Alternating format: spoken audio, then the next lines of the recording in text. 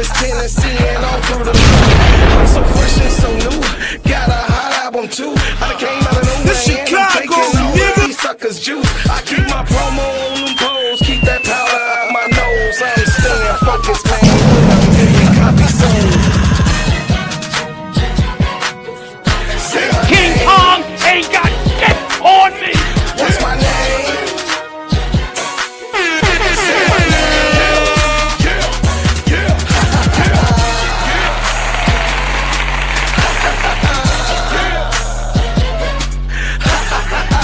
Who the fuck you think you fucking with? King Kong ain't got shit on me. Stayed on my green. I ain't never gonna let nobody talk me out of rolling with my team. Y'all know what I mean. It's money, hungry fiends. Think that I was smart you by selling you a dream. I stay grinding 'cause I'm bread making, homie. And they can't figure me out 'cause they really don't know me. You got that paper, show me. My mama didn't name me Toby. These suckers want slaves, but I'm shaking them like Kobe. It's real in the field. I'm the lion on the meal. I'm that hollow point tip pointing at you, ready to kill. These suckers better chill. But ask brother Will, the king is in the building, so you haters take a kneel. Say my name. This What's my Chicago, name? nigga. Say my name. King Kong ain't got shit on me.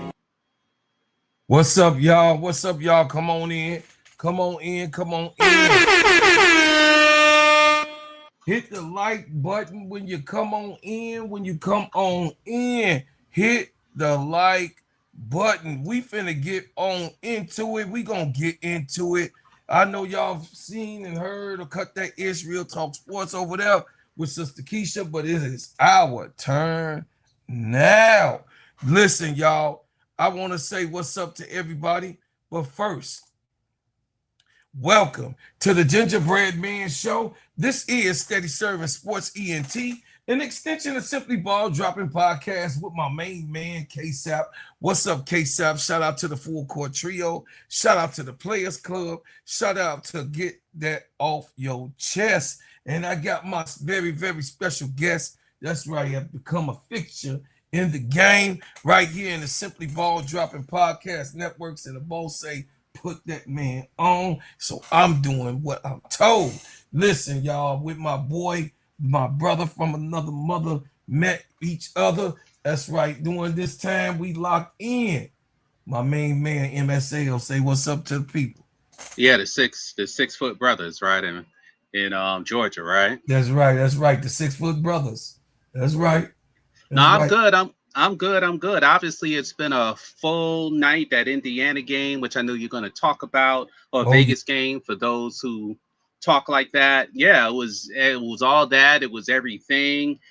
Just came back, a couple of nights ago, came back late from Georgia, was there from last Friday, arrived back in town about 10:30 Tuesday night, took a rest day yesterday, took a half rest day today, and so yeah, it's been a lot of sports. I'll tell you that. Along with a lot of sports.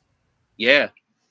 So it's all good, busy, and obviously a lot to talk about as well, right? A busy week, and it was down to basketball this week. What I've been asking for MSL, just a little bit of the Sophie Cunningham stuff, but and Cheryl Reeves, shenanigans. But outside of that type of stuff, man, we actually had a full week of basketball. You got what I'm saying? And I will say, a lot of people thought I was a little short, little man, MSL. They thought I was like 5'5". Well, I can verify that I don't study people who are shorter than me. I only notice people who are taller than me, but generally speaking, I think he's 6'1", like he says. So I'll give him that. Big old boy. Yeah, big old boy. Yeah, for sure, for real. They thought I was an big old chubby man. I mean, a short little dumpy, chumpy man, Brown. I'm a big No, chumpy. Bro Claw the G, y'all. Like I said on Tony's show, he be strutting around like a cockatoo, you know, letting everybody know, I'm a big time rapper. You best to move. Yo, I'm a big time rapper. You best to give me some room so I can breathe. Stand back, stand back, stand back. And then he just sit there with like a frozen pose. And it's like you could walk right in front of him, he don't even see you because he's just like, I'm boom. I'm boom. I'm him. I'm him. So yeah, so Brian Lewis, tell him that ain't me, Brian Lewis. Brian Lewis was there. What's up, Brian Lewis? I love you, brother. I see you, so my brother from another mother, Robert Jones, and she wins in the building. Go ahead, so like I told y'all, I stood there, you know, wait for him to talk because I didn't want to interrupt him when he was talking. You know, I didn't want to get pimp slapped because you know he was giving me that vibe. So, you know, so I was just chilling. And then I said something and he was like, all right, cool, brother, cool. But you just stand back, stand back. So then I said, you don't recognize the voice, and then all of a sudden he's like, oh my God, oh my God. Then he started to be nice to me, y'all. So it was an interesting experience. And then you got you be having to check who be walking up on you, MSL. I'm no, just I saying. understand that. You know And what I I mean? know boundaries. So I certainly didn't run his face or anything like that. I took my time, I waited, and I let him, you know, make that decision on letting me in. So then after that, y'all, he just like, oh my God, let me put him on the air. Let him put it on the air. And you know, so it was My loud. man, 100 grand. Yeah, it was loud. I didn't know if anybody. So all I was saying, I was just saying silly stuff because I figured that's the only thing people would hear or understand. So, and plus, Keisha kicked us off anyway, right? Because Yeah, she was like, Keisha "Where the picked. game start? We got to Yeah, get the back on." game start. Get off of here. Get off of here, you suckers. That's how she do us, man. We can't win nothing with Keisha. No, but Keisha your always. live on the spot stuff was good. I know she your little nemesis sometimes, but your live on the spot stuff was good. I appreciate it, man. And I I heard, just and was she wins there she wins wasn't there that night. She wins was there with y'all for Barbie Monday. night? She was so man. She was texting me while y'all. She wins was in communication with me while y'all was there. She was so goddamn mad. She say, "Unc, I'm so damn mad.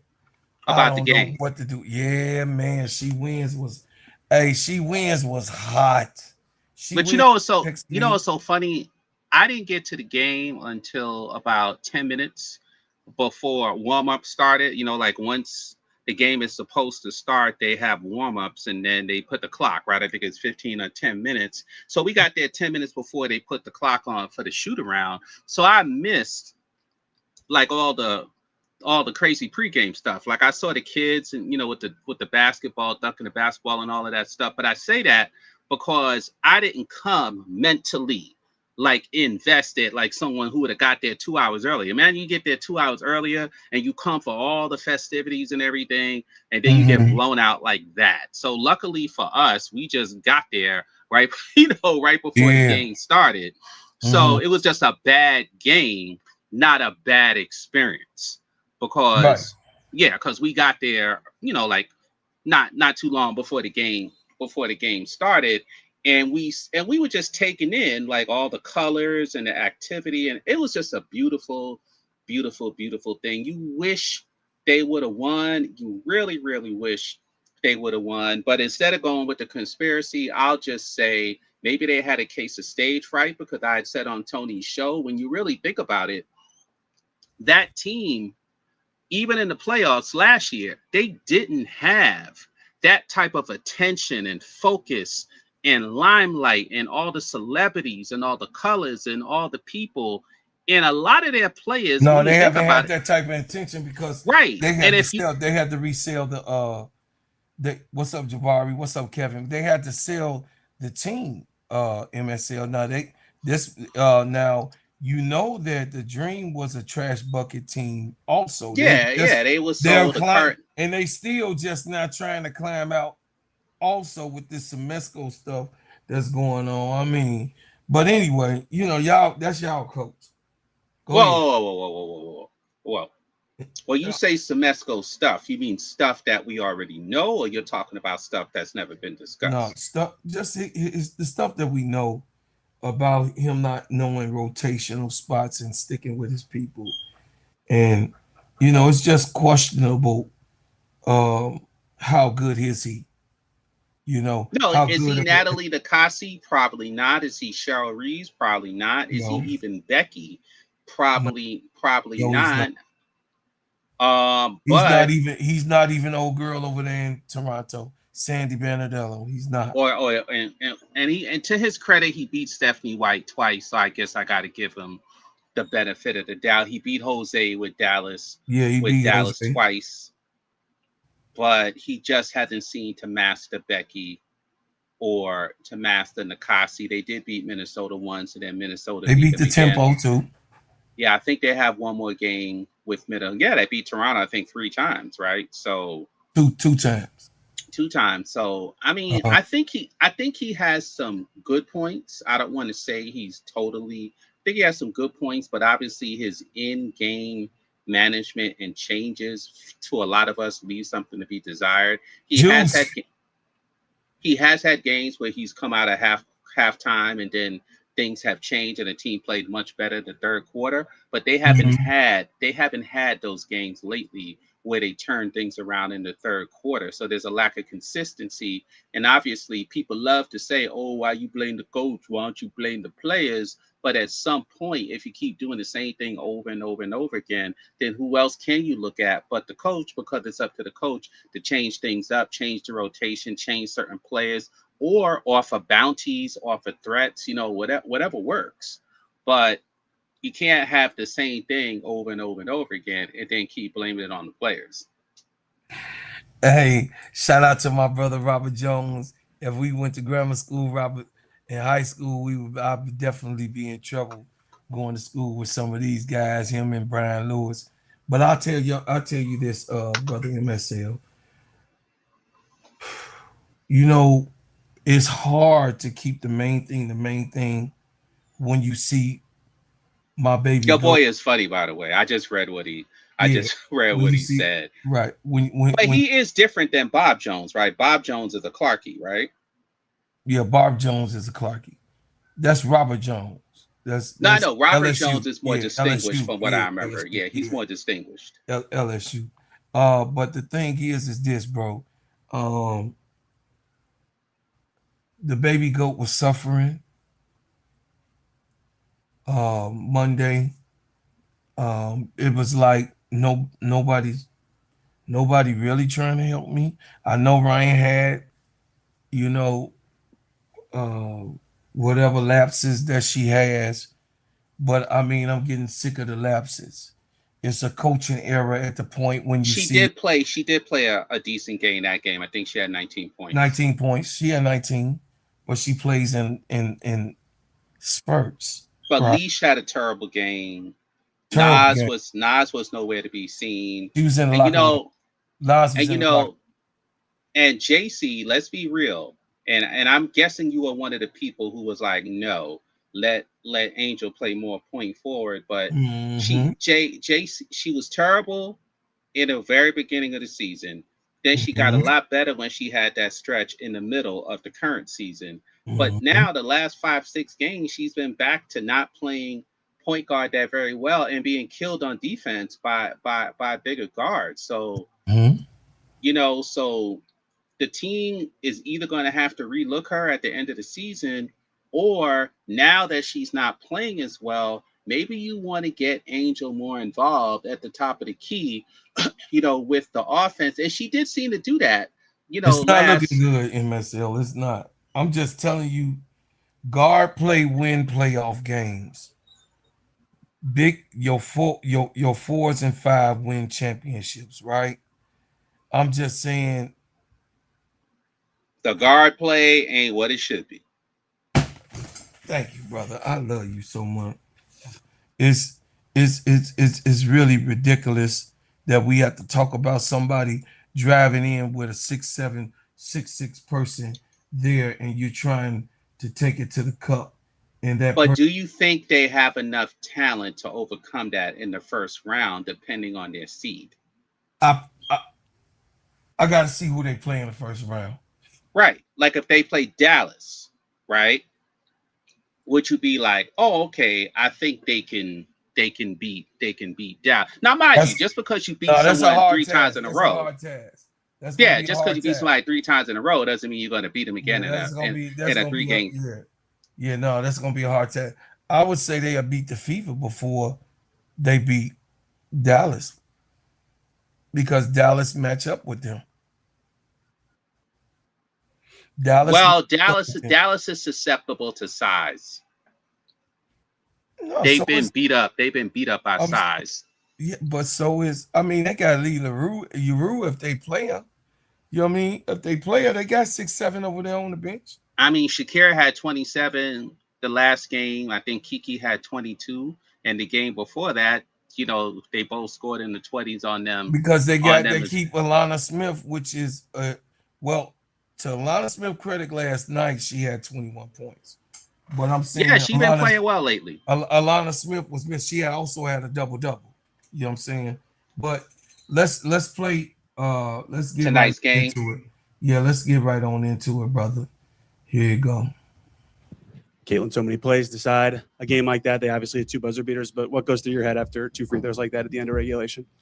Yeah, obviously just can't happen. And those are free throws I usually make, and certainly frustrating.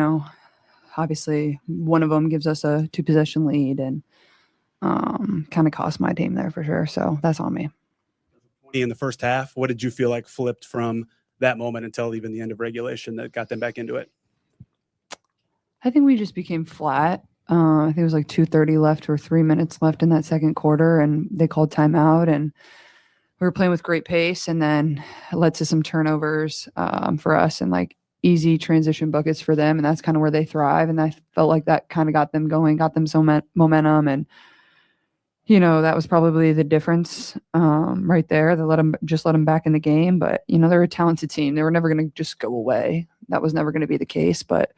I mean, for us, like we got to find ways to be a little bit better. Obviously, I didn't know we scored 9 points in the third quarter, but we still battled, we still fought, and we put ourselves in position to win the game. And then, honestly, it was me that made costly errors for us. So that's on me to help us win. That's my job. That's what I get paid to do.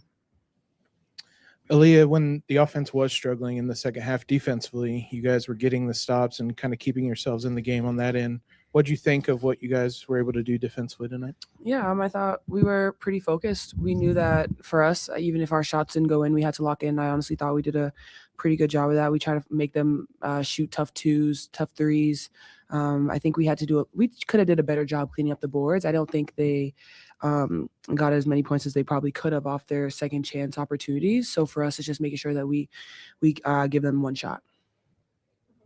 Yeah, Aaliyah, you got that deflection at the end of regulation that kind of led to that little chaotic moment. Just what was your perspective of everything that happened? Yeah, I got a hand on it, but then Jackie had it. And I think for me, I wasn't sure if she was going to force up a shot. And I think in that situation, you don't want to foul in a position like that and give them an opportunity to call a foul on a 3. So I just tried to crowd her space. She was able to get it out to Chelsea. And then obviously Chelsea hit that first buzzer beater. But I feel like that was pretty much just it. Aaliyah, you're so familiar with Asia. So in overtime, when she's going off a little bit, if you could just describe to us, what does she like to defend, especially when she's in her flow? Yeah, honestly, I think we held her pretty good. I think what it's just interesting to know. Obviously she's a superstar, and the way that she's just won MVPs, she's gonna score baskets. They came in overtime, but I think honestly they were jumpers. They weren't just getting layups, and so I'm pretty happy with the way that we defended her. We'll live with contested 2s, and then we just take the ball out and push. Indianapolis Recorder, Caitlin, when defenses are designed to take away their first option, what tells you or how do you differentiate between being a facilitator and a scorer? You just take what the game gives you. I think you just try to read it. I thought they kind of switched Jackie on and off of me and Kelsey. She's their best perimeter defender, so we both saw her a good amount. Obviously, I wasn't able to facilitate too much in the second half, but also we didn't shoot the ball very well. Myself, do she sound confused right there? Did she sound kind of confused right there? she looks confused, but one of the things I noticed, that's how she talks after games. I don't know if she's stunned. I don't know if she needs her medication. I don't know if she needs sleep.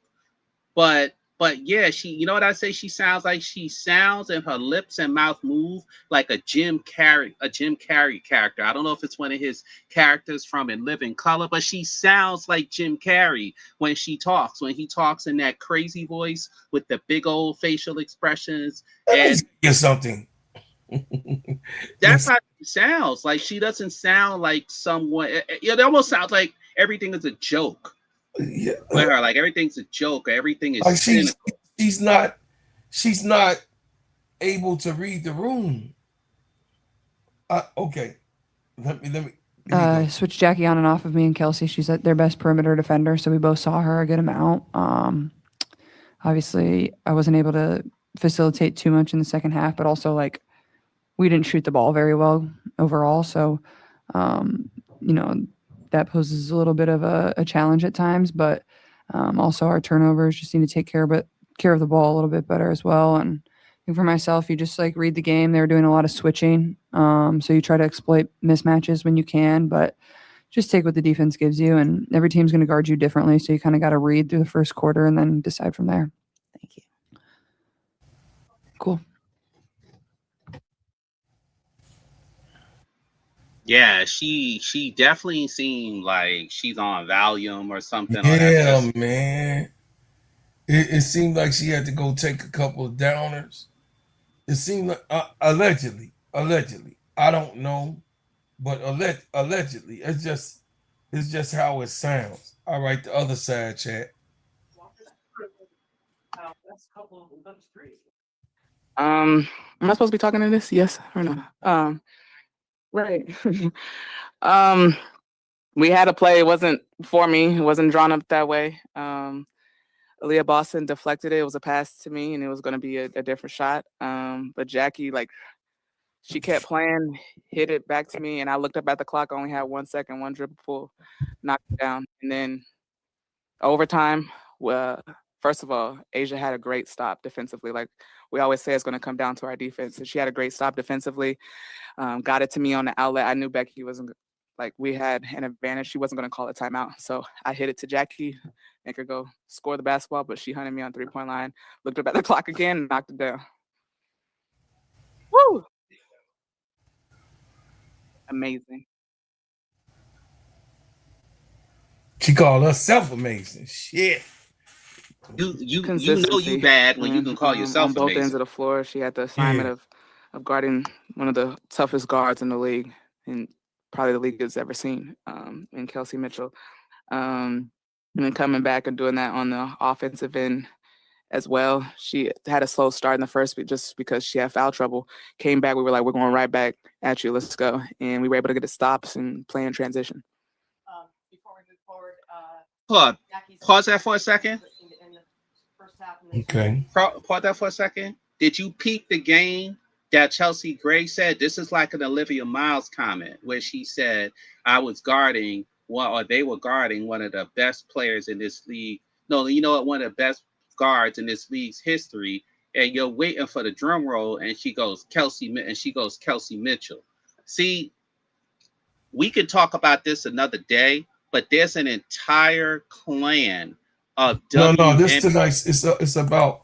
So let me play it. No. I'm I'm not gonna let talking you about it. set I'm it up. just saying that a lot of the players feel this way, and Oh they yeah, no, felt I'm this gonna way set for it up. from 2024, and that was a little slying for Chelsea Gray right there. Oh no, this is exactly why I played it. I heard this already. It's in our canvas. It's in. We good. We right Okay. on. A slow start in the first, but just because she had foul trouble. Came back, we were like, we're going right back at you. Let's go. And we were able to get the stops and play in transition. before we move forward, Jackie's 15 straight points, 13 to end the first half, and the 2 to start the second is a franchise record for most points scored by a franchise player in a row. The previous record was 9, held by Dana and Jackie. And it's also the most points scored in a row by any player this season in the W. Wow. All right, continue. Y'all was able to follow all that.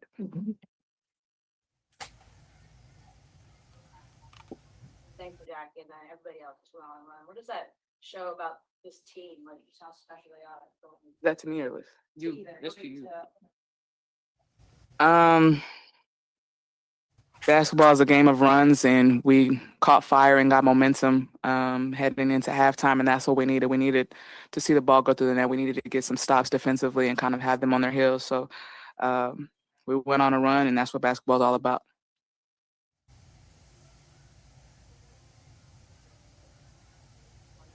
What has to happen to adjust and hold shifts that way? Just keeping our cool. Like she said, knowing it's a game of runs. There's highs, there's lows, but we just got to stick together. At the end of the day, we have great leaders that's gonna lead us the whole time and make sure we keep our Melissa cool. Smith I got think her that's the most clap back important as part. well. Yes. In that fashion. Feels great, of course. Being on the other side of things, it feels good, and then hitting 2 game winners back to back is just witnessing all this greatness is crazy. Yep. Almost as good as one of my 18 women, right, Melissa? We're going to go to Zoom for a couple questions. You thought we was done? Go. Nikias and then Callie. Chelsea, for you, wanted to ask about the defense. Heading into this game, the Aces and the Fever were the 2 best offenses in W history, and this turned into pretty much a defensive battle for most of this one. Just what was it like kind of playing in that kind of matchup, and what did you like most about the defense tonight? I really love the way we started the game. We started off the game aggressive in pick and rolls. Like multiple people can be in actions, and they play downhill really well and share the basketball. And we know they're a problem when they get stops and play in transition. So defensively, I love the way we started, and then we buckled down the stretch and was able to get stops and put ourselves in position to win the game. And basketball's that's what it's about. That's why you love the sport, right? Anything can happen on any given possession. So defensively for us, I was really proud of our fight and effort. It didn't go our way the whole time, but we stayed with it. Yeah, We were on the same page. It's kind of like having a big closing picture in baseball. Obviously, you have the 2, but can you just talk about how nice it is to have that in the chamber? Man, it don't matter what happened the first 38 minutes. The whole game, overtime, we know who we rocking with. There's too much that we've seen. There's too much that, she's done along with Jackie and myself. There's too much that's happened that we would never lose faith in that. So we're gonna go get the ball to her, and we're living with that every single time. Callie. Chelsea, obviously don't want to take away from the greatness of this win, but it looked like in the third quarter, Jackie Young mentioned to the security that maybe something was amiss with one of the fans and somebody was ejected. The Fever put out a statement after the game saying that they didn't find any wrongdoing. I'm just wondering if you could clarify your perspective. It looked like you were on the court, maybe able to see what was going on. Brokelaw, If not, can you pause that a able to quick specify, second? could you just maybe speak to how important it is to support your teammates when maybe there are things happening? Now, you see, they said they didn't find anything, but we saw 4 people on camera get escorted out. Now, this is what they did in 2024 when you had 8 teams, and even Coach Cheryl Reeves say that very disrespectful, despicable, over-the-top things, and then the league came back and said they didn't find anything, but obviously that's impossible because you can't have 7 separate players and an esteemed coach like Cheryl Reeves say they experienced the same thing. So the league protects Indiana. So here we go again. We all saw those 4 guys get escorted out the arena, but then they said, oh, we didn't find anything. I don't like that because obviously the league does not want to police or crack down on this because it all comes back to Caitlin, whether her fans It like always this or come not. back. Yeah, it always come back to the money, dog. This is Right, or Kathy, it comes back to this is Caitlin Kathy or Sophie, Engelberg. and they don't want to deal with that. It's Kathy Engelberg. Period, brother. This is Kathy. This is nope. I didn't see anything. Nope. Yeah, I don't know the specifics, but stuff gets said on the sideline quite often. It wasn't directed at me; it was directed at Jackie, and she told somebody, and clearly they found reason to kick him out. I'm gonna just leave it there. if they didn't find any, I mean, they had a reason to kick him out. So they don't just do that for nothing. They actually Bars, as Flowcard would say. opted to remain out. Remained out. Thank you. Who's gonna make it in? Yeah, I'm for this. Having Breezy in the mix defensively between you, her, and Asia, it seems like y'all kind of guard. Oh, keep going. My fault. Cut you off. Oh, get the mic. I think it's a cheat code. Starting with Asia Wilson, then having Breezy, then having myself. It's just like any player you put out on the court, they're gonna give their best effort defensively. That's something that Becky emphasizes a lot. Like, you're not gonna play if you don't play no defense. So it's kind of our main focus, and just having Breezy out there, being able to, like you said, switch 1 through 5, and just giving us that max effort every single time is huge for us. Last question, Andrew. Thanks, Caroline. And want to ask Nalissa, we know her as a point guard, but do we have a new nickname for the clutchness that Chelsea Gray gives, whether it's Chelsea Trey or Chelsea Slay? Any new nickname for the clutchness? Now, point guard it is. I don't know. You got to come up with that. Let me know. I like Chelsea Slay, though. Get out. I like Chelsea Slay. That's what it is. She heard you. Hey, you know you. Hey, y'all, chat. You know you a bad motherfucker. You got your own name. You create your own name. Hey, chat. You a bad mother sucker. Chelsea Trey or Chelsea Slay. I'm going with Chelsea Slay. Hey, look. We can't. I can't make this up for the chat. For y'all that's here, please subscribe. Please hit the subscribe button.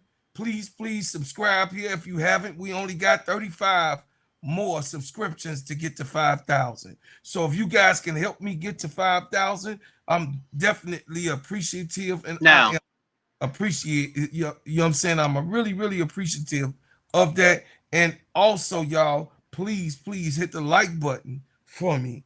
And look, we're gonna get into it, because as MSL, I don't know if you was in the chat. You was in the chat, right? Yeah, I was. I said I want the ball to go to Chelsea Gray. Both times. Did I Oh, not? please. I mean, we all know that. Just stop. But before I toot my horn. If before Chelsea I Gray rake can you do it, over the coals, before I rake you over the coals for tooting your horn, let me just say this. Let me just say this. Those two press conferences, right, remind me of, for those who watch old stuff or who've been around long enough or who was young, of the old wide world of sports beginning. They used to go the thrill of victory and the agony of defeat. And I don't remember what the person was doing in the thrill of victory, but they were doing something like winning, and they was happy, jumping up and down. And then when they had the agony of defeat, they had a ski jumper who did a terrible jump, and he just rolled down the hill from his feet, his legs, his head, just rolling down the hill, and the music would change, as the dude is busting his ass going down the hill. And this is what you see in these two press conferences. I mean, both AB and especially Clark, they can't even look at the camera. They look like the chat said, somebody drugged them up, somebody stole a puppy, somebody like kicked them out and threw them on the street or something. We get it. It's a tough loss. We get it. But man, they look shell-shocked, and especially Clark, right? Because she knew she threw that game away. She knew that she had a lot to do with that. And then you see Chelsea and Nalissa, they happy, they joking. The reporters are asking them about funny names, and Chelsea is throwing people out, saying, "Don't ask me that, just call me point guard." So such a dichotomy and a disparity. And when you think about it, they had a 20-point lead in the first half. Like, we forget about that. We forget about that because the second half was so great, but they had a 20-point lead in the first half. And it's funny because I had said, I don't know what Broclaw said, because y'all know Broclaw always come up with stuff after the fact, whether we heard it or not. But I was like, if they can cut this to 8 to 12 points by the end of the half, they got a chance. And I think they cut it to 3, even though they had missed a 3-pointer, which could have tied it. But brother, I ain't like the way you put that. I ain't like the way you said that, brother. I ain't like the Well, way you know, you got mysterious powers, bro. Claude. All of a sudden, the predictions that we never heard, come back, come after the fact. So, but I'm not that's gonna. blasphemy. But I ain't That's saying nothing blasphemy, about it brother. though, brother. I That's ain't saying nothing. That's blasphemy. Cause I don't be T. clocking Camilla, that T like that, brother. Hey, T. Camilla, he clocking me right now. T. Camilla, you better let him know what's happening. Hey, T. Camilla, you better let him know. I called. Hey, y'all, listen, chat. I can't make this up.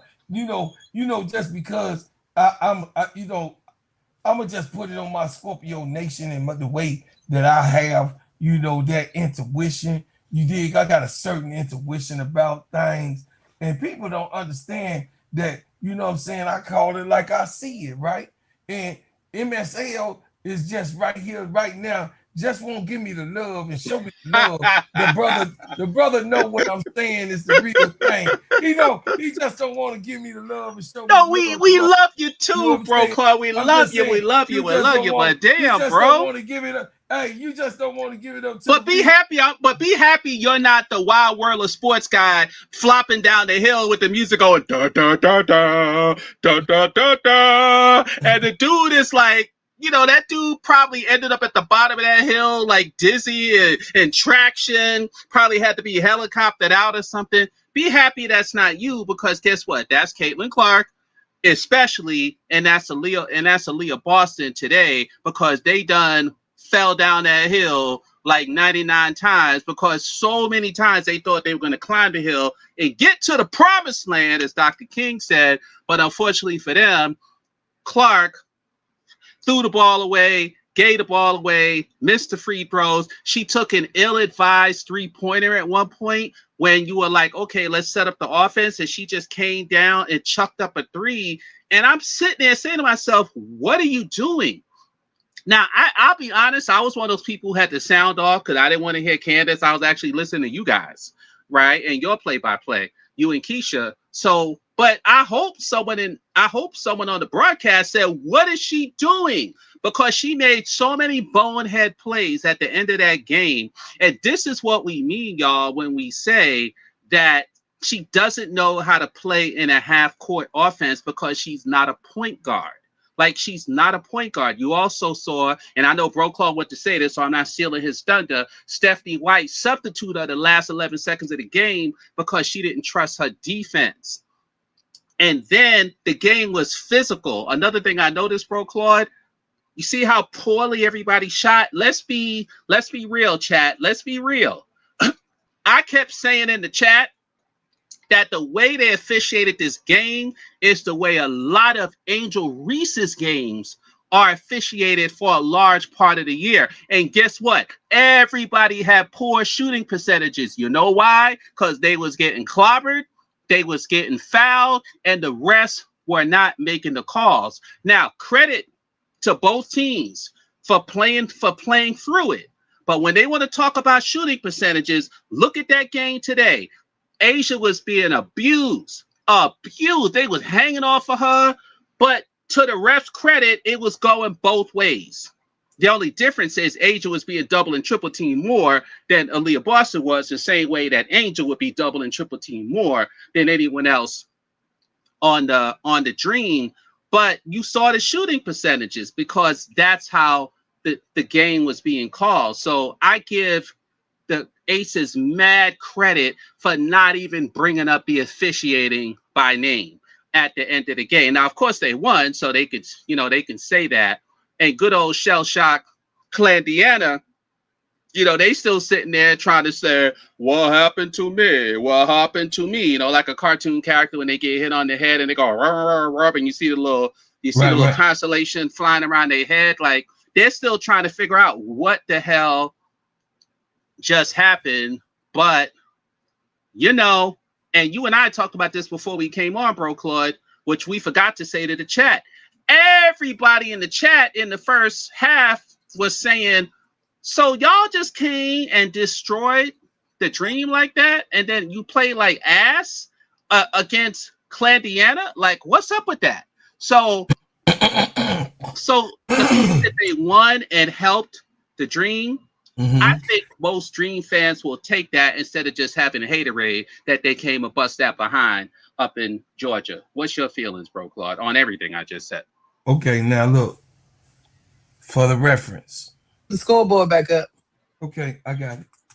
Okay. Look. Oh my Oh, Bro God. Club pulling receipts, y'all. I can't believe this tone. Hey, I could. I mean, it's. I expect. Oh, she took the scoreboard with her. Yeah, I finna put it back. Let me grab the scoreboard. Oh, you got it. You got it. You go on to do it. Go on to get it.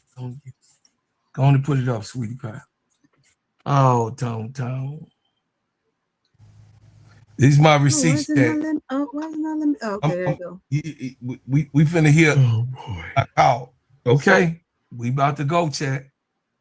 Yeah, but Bro Club, you acting like it's special saying that Chelsea Gray was going to take the last shot. Who else going to take the last shot? Hold on. Oh, she hit it. Oh, she hit it. I told. So I can't get mad. The GOAT had an air ball. She been off all night. They gave it to the GOAT. The GOAT didn't. Yeah. That's the MVP candidate right there. Bang. Yeah. If you want, that's the MVP candidate. Right? Yep. That's the MVP candidate. While you're lying, Bro Claude, that don't prove nothing. Just hold stop. on a second, MSL. Could you be quiet, MSL? Oh, she was in the air. Watch. Just listen.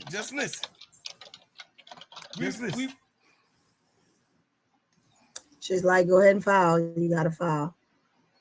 Jack, oh boy, look. The coach is mad, boy. Don't foul her.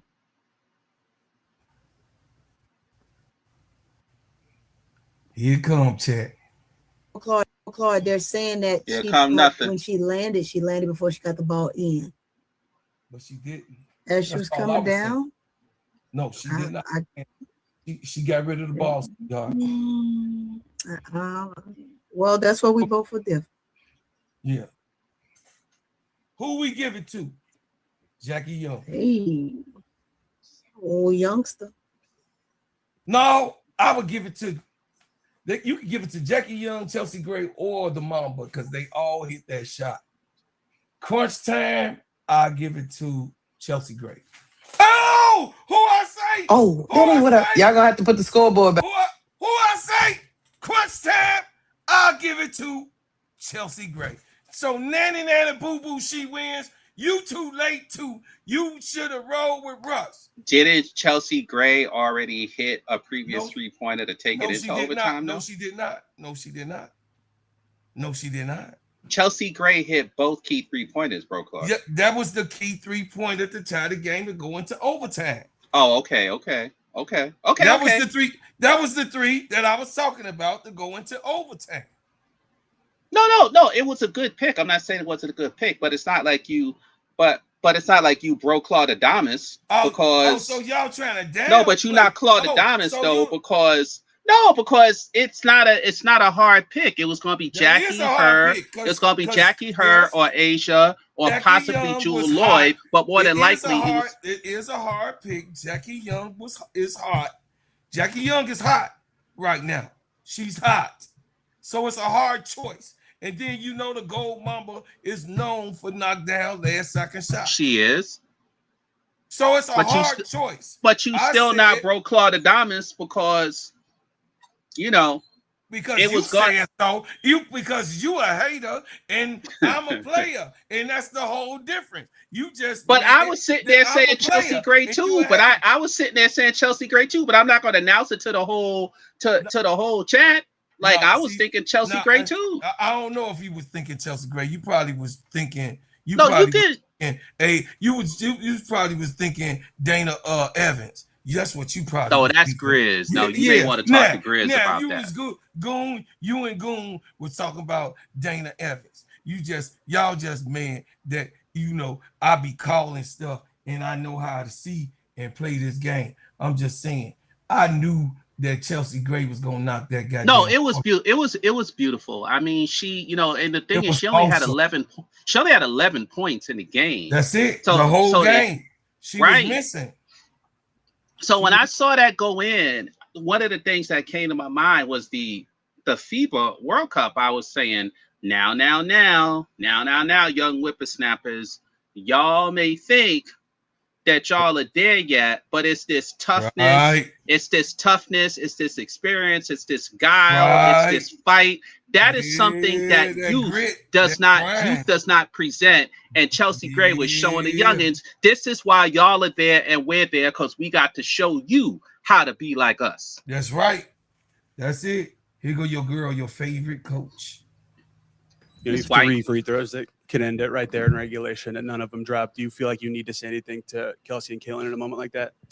No, I mean, look, it's easy in a game like this to think it comes down to one thing. For me, I look at that 15-0 run in the last 3 minutes of the second quarter and the 7-0 run the first however many minutes of the third quarter. That's the gist of it. I look at our 22 turnovers. They gave him 18 points. Players already hate that they miss free throws, right? Hate that they miss plays. Like that's, you just got to try to keep them positive, in those moments. But, it really came down to, us giving them extra possessions with our turnovers, and those runs end of second into the third. And I know on a broken play it can be tricky, but was there instruction to foul on that last play of regulation before it got? We knew what was coming, and we were right there. We had talked about fouling, but they're so good, and they're such veterans that if you get your hand in there just a little bit late, they're going to go up into the shot and they're going to bait you, into that. In that situation, that's a 50-50 ball that we just got to come up with. AB read it perfectly. Her timing was perfect. It's a loose ball, and it bounced their way. We got to come up with that play. Defensively tonight, especially in that second half, it felt like you were getting stops to kind of keep you in the game. What do you think of the work on that end? I thought when we got them playing in the half court, we were excellent. I really did. I thought we were very good. It's tough when you play a team that's defending champs. When you give them easy opportunities in transition and then they get confidence. And I thought early in the game, our defense was good. I don't know. At one point they were shooting like 34%. But then you give them layups in transition and you get a couple of those to go and you get a little juice and then you start knocking down some threes and, we were playing catch up. So I thought when we got them in the quarter, our defense was pretty good. You mentioned giving up the 15-0 run, and that was right after you guys went on the 20-something run. Just did you feel anything flip from one run to another, or what changed in either the Aces or with you guys? I think we had 5 turnovers in that run. We talked about it in the timeout. Hey, we want to make a run right here heading into the half. I think there was 3 minutes left, maybe something like that. But we had 5 turnovers, and it just allowed them to get the gas going. Cold get going on the offensive end. That run that you talked about with Jackie Young is a league record. Mm-hmm. In that thought process, what adjustments could have, or what adjustments were made or made in regards to the thought process, and what did you learn about your team's identity tonight? It's tough to make adjustments when you're getting turnovers for touchdowns, so to speak. So just really talking about taking care of the ball. When that happened, we got away from our pace. So talking about keeping our pace, because our pace is our advantage. Really trying to make sure we got the looks that we wanted to, on the offensive end when there were dead ball situations. It's again, I thought when we were able to set our D, we were pretty good. But our group, I'm proud of our group because, to be able to take a punch like that. And then we kind of just stood there. Like, I don't know a whole lot about boxing, but when you like hold on right there, we kind of just held on, and then we found a way to fight back. And look, we got to learn from this because there have been too many games where we've had leads and we've relaxed and we've let teams back in it. So I'm not sugarcoating that. We got to learn from it. We got to make plays when we need to make plays. I feel like I should have called a timeout at the end too. And when we didn't see anything that we liked when that clock was running down, that's on me. But at the end of the day, we got to watch it. We got to learn from it. We got to grow, and we can't trip on it. We can't trip on anything that's behind us. We got to move forward. Cause we got a tough Chicago team coming at us on Saturday. Season where a big lead just fades away. And I know we were asking you about it earlier in the season. Why do you feel like that's still such a challenge? You already for you know guys? what's What coming. relaxes for your team? Our minds. I think that's how you want your coach to sound. You see it in Vegas. They're vets. Their mindset is always the same. They don't get too high. They don't get too low. They stick with what works and what got them there. I think for us, for our young core, it's a growing experience. There's no substitute for experience. You can't walk them through it. You can't talk them through it. You just got to go through it. And so I think for us, it's just part of our growth process. Now, I think early in the season, I'm not sure we would have responded the same way. So we are better. You know, we got to get to where we don't have those moments, or if we do, they're shorter, right? They're shorter. And we got to find ways to continue to mentally stay locked in. Stephanie, you've coached her now for 2 years, so you know her mindset. When Caitlin comes in here and says, you know, this one's on me, and she's taking the blame. Do you like that as a leader? Or you know how much she cares, and that that passion that she carries, and sometimes she's hard on herself. So do you like that as a leader? She steps up and say that, or you want to have a Yeah, of course. I think you like that as ownership, but as an athlete and as a coach and as somebody who's been around for a long time, it doesn't come as ownership. You like that as ownership. You get it? She had to own it because it was true. That's how she was bringing it across. down to one singular thing. Like, we know that, she's disappointed in herself, certainly. As I'm sure, a lot of our players are, but we got to use it as fuel. And she's going to be better. I know she's going to be better on Saturday because of it. I mean, she's a competitor, she's a fighter, and we're collectively need to be better on Saturday because of it. But it doesn't come down to one thing. And I know, again, it's easy to look at it and think that it does, but it was a collection of things. And if we cut our turnovers in half, it's a different ballgame. They play Chicago Saturday, right? Yes. You say a hot Chicago team. Is that in Chicago? In Chicago. We at home. They got a chance. We at home. Yeah, we got a chance, baby. We at home. So I picked the Chicago Sky to win. And Saturday. Camilla has another chance to prove she's not little sister. She got another chance to prove that she's not little sister. She absolutely do. And she knows by now AB is she don't give a shit about that Gamecock, nothing. That's in the garbage with her. It's funny you brought up AB because during the chat, I was saying to the chat, and we've all spoken about this.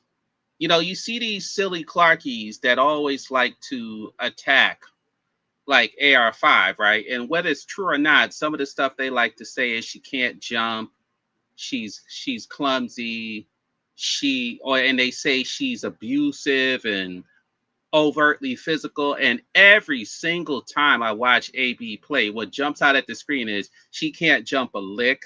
AR5 can jump way higher than this girl. It's not even close. Like she don't jump, period.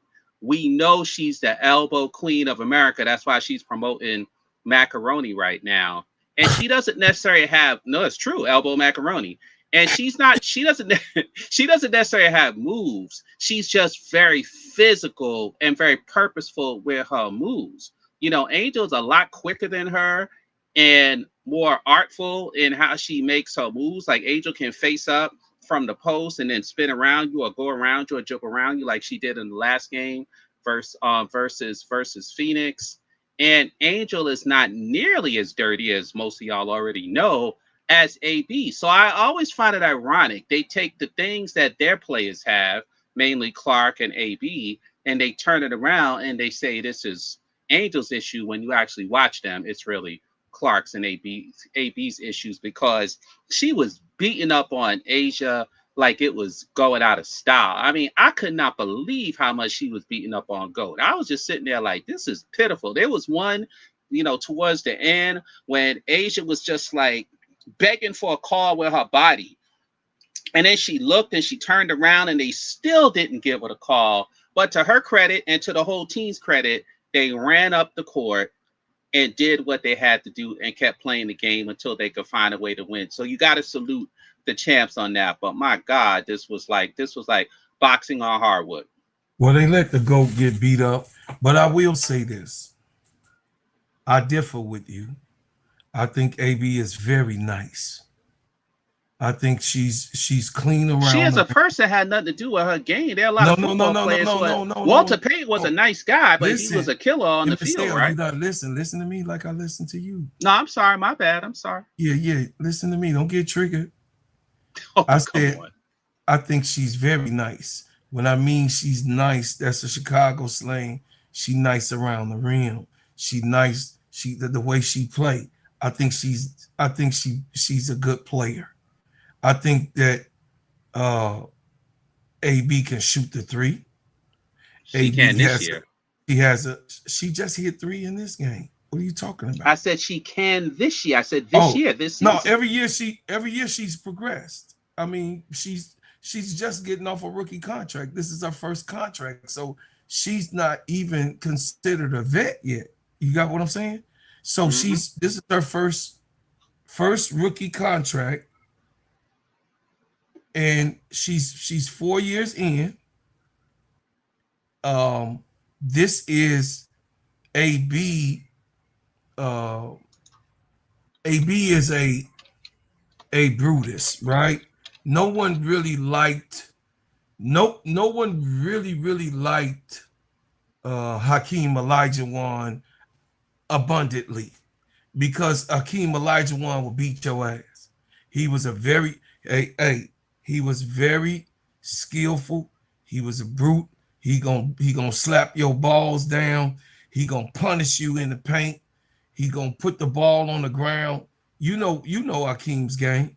And, but he was way quicker, more athletic than Boston is in her sport. So how you compare the two? Most definitely. And he had 10 times more moves than her. AB got moves down low. I'm not gonna even cap. She got moves down low. Maybe you not. But she's slow. Enough. She uses her physicality and her size. But she's supposed to. She the biggest shit that's on the goddamn court. She's 6'6". She's supposed to. She is slower. You're correct. You're 1000% correct. But I'm saying Hakeem, since you brought him up, can beat you with his strength. He can beat you with his quickness. Yes, he can beat you with his skill. Or he could just jump over you and cram it on you. I was just talking about how some didn't like Hakeem because he was a no nonsense type of guy. He would slap the shit out of you. You got what I'm saying? Hakeem. He wasn't dirty though, bro, Claude. No, he was. Boston is dirty. I know you like her, but because she's from South Carolina, but she's dirty. No. No, listen. Don't get it wrong. I do not like the way she plays defense. I do not. Defense and offense are two different things. I think that she gets away with a lot of the shit that she gets away with because she's an Indiana Fever. But look what she did to Kai on that game where AT got thrown out. I mean, it wasn't like a grazing elbow. It was like a solid 3-4 inches of her elbow that hit Kai.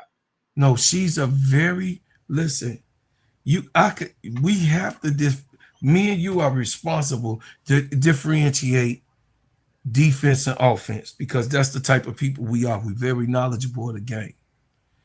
And your defensive game don't always speak for your offensive game because we got a Caitlin Clark getting put on the sideline.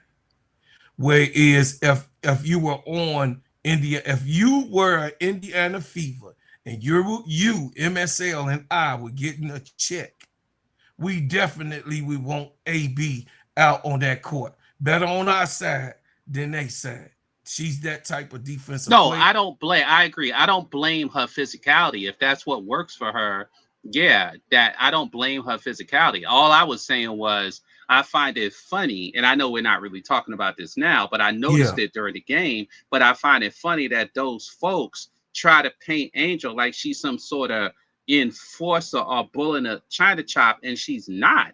Like there's a lot more skill and finesse. No, she's not, but she is.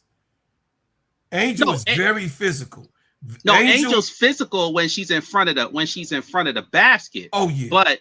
But when she's in space or in motion, she's not trying to knock you down. No, she's not knock that type over. Of player. That's but AB is looking for the contact. AB is always looking for the contact. No, that's AB. AB wants contact. Right. Angel not looking for the contact. Angel will deal with the contact. See, it's different though, right? It's one who initiates and one that deals that can initiate. You got what I'm saying?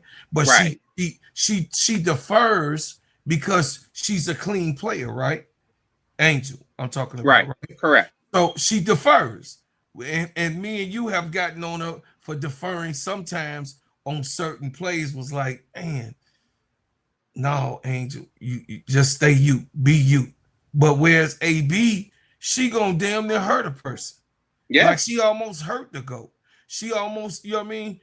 I mean, every time Angel and Asia play AB, they be like, look at this ninja. Look at this mother sucker. And y'all letting her get away with this? Like, I don't care for that type of defense, okay? Because I'm a finesse guy too, okay? But I know that I had to play through it, right? Because playground play, you know this. Playground play, you don't get fouls, check.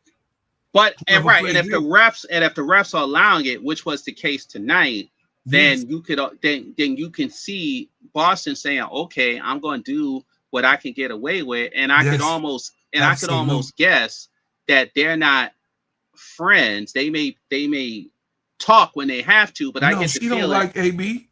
They're not friends because after the game, Asia was yelling and screaming, and you know, like mad. The GOAT was mad. The GOAT was upset. Like, I'm 4-time MVP. You letting her do that type of shit? Like, look at her. Look at what she's doing. I'm on the ground. Look at this motherfucker. You dig what I'm saying? So, right. I mean, I think it was diabolical. I think it was uncalled for the way that AB plays.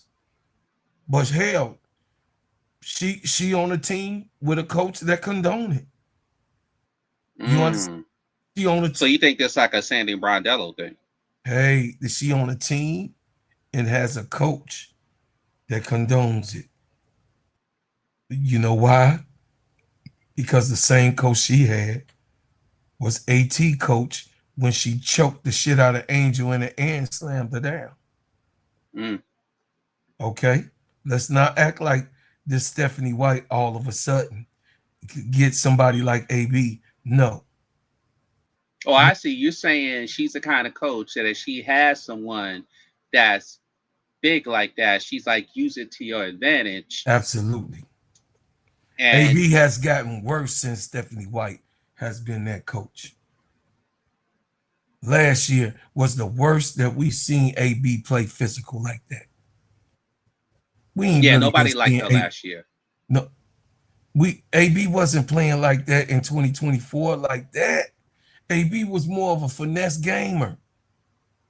But as soon as Stephanie White came, this girl was beating the hell out of people. She was showing her film from AT. Remember they was talking about it last year. On them Connecticut games, she would show them film. AT is not an elbow person, but she knows how to get people up off of them. And AT will hit you with the elbow. Yeah, to me, AT is not nearly as, if you want to use this word, dirty as AB is. Like but AT is physical. She's very physical. Very physical. On the border. She's on the border. She's on the border. But I think Boston is worse. Yes, absolutely. 2.0. 2.0. Listen, y'all, we got 165 people up in here. Please hit the like button and subscribe. We only need 35 more subscriptions to go here. We only need 30. So if you're new to the channel, we talking about it. What's up, Van? What's up? You got a new handle, Van. Picture up there, Van. I ain't even know that was you. Listen, y'all, we heading to 5,000. It's 160 in here. Come on with it, man. Come on over. If you over on X, on Twitter X, come over here. I know y'all been waiting for us to come on Twitter X. Now we back on X. Come on over here, man, and hit the like button and subscribe. Hey, we gonna continue on MSL after these messages.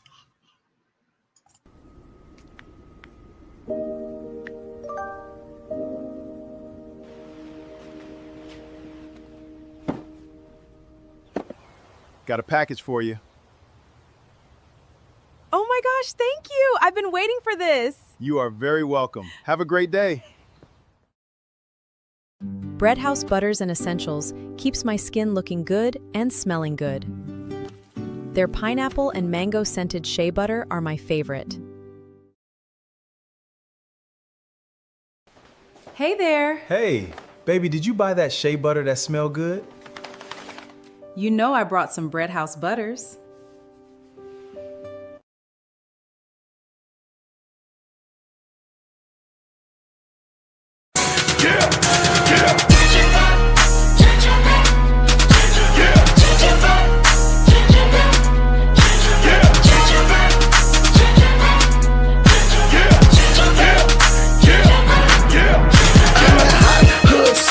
The streets talk about. If it ain't making money, ain't nothing to talk about. Yeah, man. So I would say, y'all, to sum this game up, the first major story I want to say, Indiana, is how Kelsey Mitchell, how well she played. She attacked the paint. She forced Las Vegas into defend her in multiple actions. She pushed the ball up the floor, and then she asked for it back, and then she took her time and stride and scored willingly. Willingly, she scored. Kelsey Mitchell was doing what Kelsey Mitchell do, and she has done throughout the 2026 season, applying pressure to defense from every area on the court. Mitchell does not require 10 dribbles before she attack. She can score coming off the screen, sprinting, transition, relocating to the corner, or receiving the ball with the defender already closing in on her. Aaliyah Boston was establishing herself around the paint and giving those pick and rolls that you saw Kelsey Mitchell oftenly do. Although Caitlin Clark was in the game, she definitely was drastically inefficient from the three-point line. She was 2 of 10. Kelsey Mitchell, on the other hand, caused problems all night long for them to chase and run her down to stop the onslaught that she gave the Aces. It looks like the Aces was just standing still when Kelsey Mitchell gets the ball, and it has no answer except for 2 big blocks that was given by the GOAT on Kelsey Mitchell, deterred her from driving in to the lane and at the fourth quarter mark. Now, let's get into it. Kelsey Mitchell is the true leader of this team. Kelsey Mitchell also should be in the second or the third space for MVP.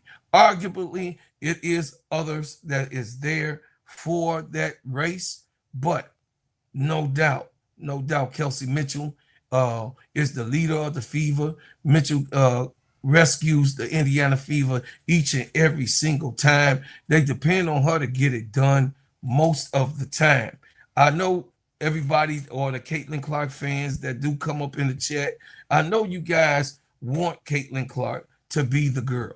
I know you guys want Caitlin Clark to be the purpose. I know you guys want Caitlin Clark to be the leader. But we have to keep the main thing, and keep it a buck with each and every last one of you guys. Caitlin Clark is not the leader of this team.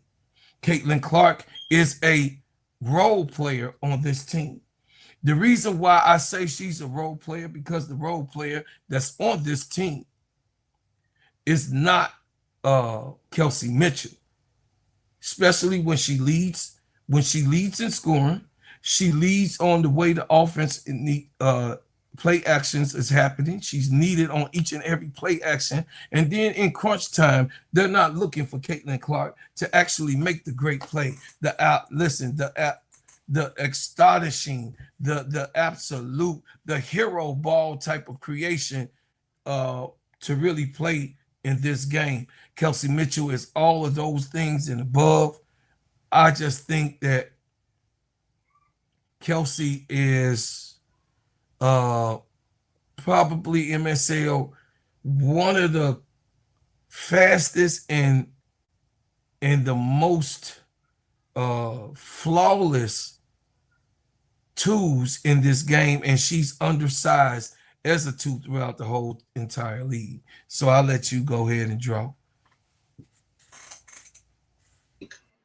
I mean, Kelsey Mitchell is, I mean, I don't know if she's 5'7" or 5'8" or 5'9". She's 5'6". She probably 5'6", 5'7". But When I seen her. But she is just a handful. I mean, it like when you watch Indiana, what you notice more than anything else, when they really, really need a basket, and you know they need a basket, they are trying to get that ball to Kelsey Mitchell, and more times than not, she will. It seems like she does score, and she does make that basket, whether it's a drive to the basket, whether it's a floater, whether it's a three-point shot or a mid-range shot. She just always seems to hit that shot. And when it comes to tight measures, she doesn't run from the moment. She doesn't shrink from the moment. But for whatever reason, so many times when you see Clark in those situations, she either doesn't want the ball, she makes an ill-advised shot, or worse, she makes a turnover or she makes a jump ball because she doesn't know what she's doing. And on occasion, she will hit some of those shots like she did at some point, because she shot like six times three is what? Like I gotta check, but she shot poorly. I think she shot like 30%. 30%. No, she saw 20. She shot 20% from the 3-point line. She was 2 of 10, and then she shot. I mean, listen. She was 5 for 15 at one point, and I think she ended up 6 for 18. You could get mad at me. Listen, let me do my thing real quick, MSL. Sure. Let me do my thing. Hold on a second. Oh, you're gonna look up the shooting stats? Yeah, I'm looking up this. You could get mad at me, Corey Vice, but you get mad at these facts. That's what you do, and it's facts over your emotional feelings and the way you feel, just because you feel that way. That's your problem. No, because what a lot of the Clarkies will say is they'll go, oh, well, what does Chelsea do? She just scores. Now, some people respond, because Clark has such a high usage rate, you don't allow Kelsey Mitchell to pass and do some of the other things. Well, often her job is to score. But what I think is even more important is it's not what else can Chelsea do. It's what does the other guard do. And Indiana has proven, including especially last year, that if you just put a serviceable guard next to Kelsey Mitchell, the team will do just as good, if not better, without Clark, like they did last year, like they did the 4 games they haven't played with her this year, or even some of the games where they reduced her role when they said she had injury issues, like when they beat Vegas previously.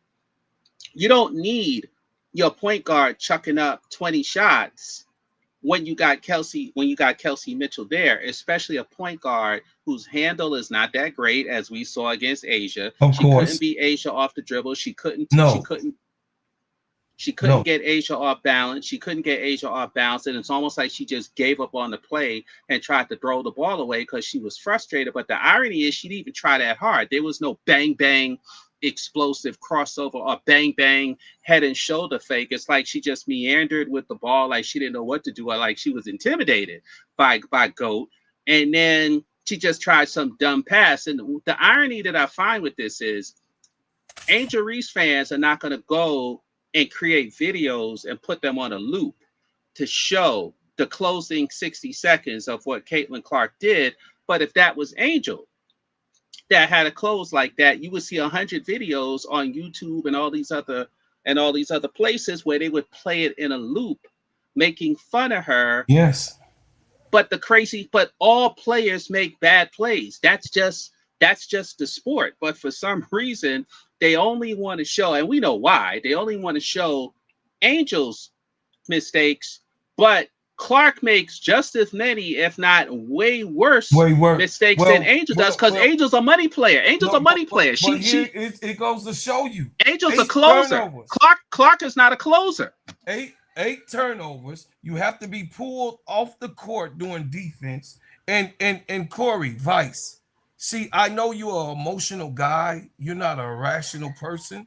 Or either if you're black, you're an emotional guy and you don't go to facts, or you're a white man that don't want to hear the truth. I'm not going to call you a racist because I don't think that's what it is. I think why would you talk bad about Kelsey and she's the leader of your team? She is the veteran of your team, and she's respected. Clark is not respected on the team. Every single night, the whole league respects what Kelsey Mitchell puts down and does for you guys every single night. And arguably, if you look at this chart, Aaliyah Boston had a double-double, a great game. She had 21 points. She was 9 for 15 from the field, and she had 12 rebounds, 2 assists, 4 turnovers, and 3 steals, 2 blocks. That's AB. That's the second best player on the team. That's the second best player on the team. My discussion, my beef with the Caitlin Clark claim. Why are you disrespecting people when it don't fit your narrative? Why are you upset that Kelsey Mitchell is not a reluctant leader? She takes it on. Kelsey Mitchell. Just so you know, bro, Clutch, she was 7 for 20. On about 35, 36%. No, she's 7. It's right here. I got it on the board for everybody. Yeah. Oh, okay. Yeah, it's 7 for 20, 2 for 10. She was 7 for 20, 2 for 10, and she had 8 turnovers. Loose ball. That's terrible. Kelsey Mitchell is not pulled out of games loose ball during the defensive last seconds. You're not keeping it real with yourself, loose ball. Kelsey Mitchell, Caitlin Clark is being pulled out of games on defensive end in the last seconds. And Chrissy Sides used to do it all the time in her rookie season. Chrissy Sides was already doing this. That's terrible. That is terrible. That's bad. That means you're a one-pony horse show. Kelsey Mitchell could play defense. What are you talking about? Kelsey Mitchell, but they love to say that Kelsey doesn't. No, but she do. She does. And she plays hard. But they want to cover up. Kelsey Mitchell had the most steals, second most steals. Aaliyah Boston had 3. Kelsey Mitchell had 2. Monique Billings had 2. What are you guys talking about? But in their mind, because Caitlin Clark got the 1 steal, she stole the ball the most. Not what the statistics say. Are you crazy? Yes, you are crazy. Are you stupid? No, I don't think you're stupid. I think you're playing a game, a serious game, and you want to play giveaway baskets. And we're not going to do that. We're not going to do it here. And we're going to call the main thing. Listen, go ahead. And the funny thing with Clark is if you watch her play long enough, or if you watch enough of her games, she's very, very streaky. And she's streaky in the sense where depending on what streak the game ends on, she'll either be the hero or the GOAT. Because as long as she keeps shooting, she will eventually go into a slump. Because it's rare you see a game by Clark where she shoots consistently throughout the game. Like, she's very streaky, very up and down. She'll miss a bunch of shots, then she'll make a bunch of shots, or sometimes she'll just miss almost everything. And occasionally she will shoot well, but that's not often. That usually happens against poor teams or against bad teams. She was horrible. She was horrible tonight. 2 for 10, 7 for 20. Horrible. That's horrible. That's like, who wants to brag on that? And she's not a big game player. Normally, she does not show up in the big games. If you remember when they played Washington not too long ago in Washington, she also had 2 free throws that could have sealed the game. She missed both free throws. This 90 50+% shooter, and that's not the first time I've seen her do that. What's up in the dark with a smile? What's but up? she got lucked out because when she got the ball and the play wasn't even for her, Cody McMahon jumped right by her and left her for an open 3-pointer. So credit her for hitting that 3-point shot. But if Cody would have played D on her, she probably wouldn't have got off a clean look on that shot and missed. So she bailed herself out, credit to her, but she'd also blown those three. In this game, she chucked up a 3-pointer when she came past half court that was ill-timed and ill-advised in the last minute. I'm sure Stephanie White didn't like that. She also she had the ball in her hand for a change in a Kelsey Mitchell role. She seemed afraid. She seemed scared. She didn't know what to do. So she tried to get rid of the ball, and Goat just took it from her, and then she flopped at the end. Which is terrible, right? Because because you got to get back and play D. You can't sit there and flop. Not at that point, you can't flop. You got to play D. So she's not even a winner. It was she's like, not get even your a $5 winner. ass up. That's right. Right. You're not even a winner because you got to get up at that point. You can't flop and rattle like a baby for the refs, which is what she did. And so that was like crazy. And for them to go and hit that 3-point shot, her man, right? Chelsea Gray, that was her, that was her personal guard. And for Chelsea Gray to hit that shot and win the game, it was just a terrible, terrible, terrible sequence for her. But the problem is you won't see this on a loop. You're not allowed to talk about Caitlin Clark playing poorly on ESPN and Yahoo and NBC and all of these places. Like, it doesn't exist. It doesn't happen. Just like how Tony had said she's seen that you can't criticize her on the WNBA website. You can criticize everybody else. So it's all these things that let you know she's being propped up. I remember both you and Tony in the chat, Bro Claude, had said, stop trying to make her an MVP candidate. Stop it. Let it happen naturally. Let it happen. Let it happen organically. But to your argument earlier, Bro Claude, how the hell can you be an MVP candidate when for half the season teams were using and abusing you by going directly at you because they know you can't play any defense, and you cost your team multitudes of games because your defense was so horrific. That is not an MVP, and you can never be an MVP when you're a liability on the court, and she's still a liability on the court. They just cover for her, but any team that goes after her will score quite easily. This is my GOAT. My GOAT took on the Caitlin Clark's supposed to be. See, this is why, and this is to my Angel Reese fans.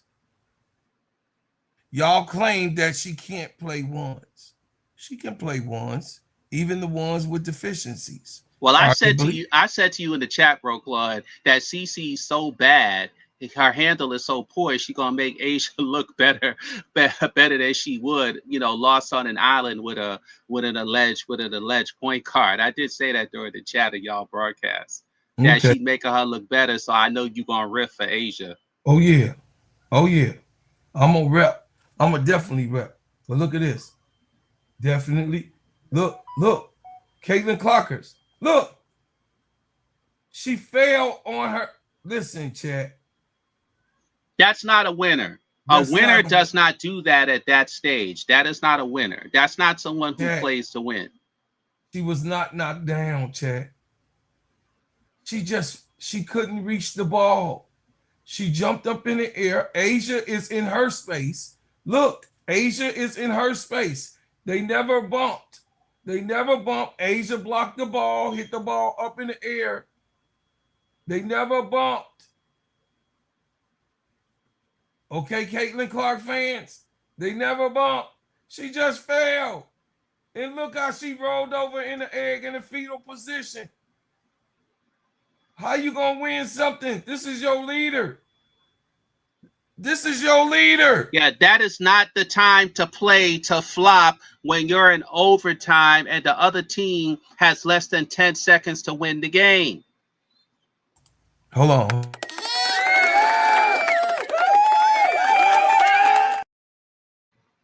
Jules and Sparkles. Hey, thank you, Hawk Boss. I love you, man. Appreciate you, man, supporting me, man, and supporting this channel. Listen, this is chat. I can't make this up. This is the complete play. The GOAT say, I'm gonna take her. She didn't leave her for Jewel Lloyd. She took her. She took her. You see that? What a pathetic rendition of an alleged point guard. Like, she did not even put a juke on Asia, not even one juke. So when we say she don't have no handles, y'all, she don't know how to do that. That is the perfect example. Because if you can't take a 5 off the dribble 20 feet away from the basket, even someone as great as Asia, and I would say the same, and I would say the same about Angel if that was Angel in that position. You can't take that person off the dribble, or at least make them lean or lean. No, we shift. seen Jackie Young take Angel. We saw, I mean, it just happens. It happens, right? Right. It happens. But this is horrible. This is horrible. And then that pathetic pass, and then the pathetic flop. So you're willing to cost your team the game just because you're so embarrassed that you got your 8th. Should have been her 9th turnover, but they called it 8. That you got your 8th turnover. Yeah, that should have been on a bad pass because you don't know situational basketball in the closing seconds, and because your handles are that weak. Guys, I can't make this shit up. This is not a winner, y'all. This is not a winner. Guys. That's pathetic. That's pathetic. And if that was Angel, these clowns would have made 200 videos already and saying she's terrible, she's this, she's this. She even this morning, I saw a video from that clown Ben, whatever his name is. Ben not like us. Go ahead. Right, talking about a video about Angel missing shots, and then there was another guy that did a video about her missed shots, which I thought was hilarious because, okay, so we've never seen players in a game start off slow and then get hot. And in all these games, Angel the GOAT was missing layups. The GOAT was missing layups. And in all these games, Angel shot better than 50%, but they still make videos about her. But this is how you know it's the machine and not real people, and they're being paid, because you don't see any of us sitting around making videos about Caitlin Clark. We'll talk about it, but we don't have the time or the energy to do that. No, not at all. These are people who are being paid and financed to do this stuff because no real person does this. No real person does this. Every time you run into someone in the chat, and no matter how well Angel plays, no matter how sweet the video is, you got a baby in it, you got this, and then someone says something stupid. These aren't always real people. Some of them are, and if they are real people, then they have very, very, very sad lives. But it's a machine. Like when they come into the chat after a dream win, and they're in the chat, and we're all looking at each other like, why are you here? Like, you're promoting Caitlin Clark. We don't care. Why are you promoting her? So obviously, these people are either sick in the head or they're being paid. Because why else would you do it? Unless you got mental or psychological problems. Unless you're being paid, or you're a bot, or you're AI, or you're, something. It's just crazy. MSL, brother Jonathan asked to drop the link. Do you want to do that? You could bring Jonathan on, and he always got something to say. That's fine. All right.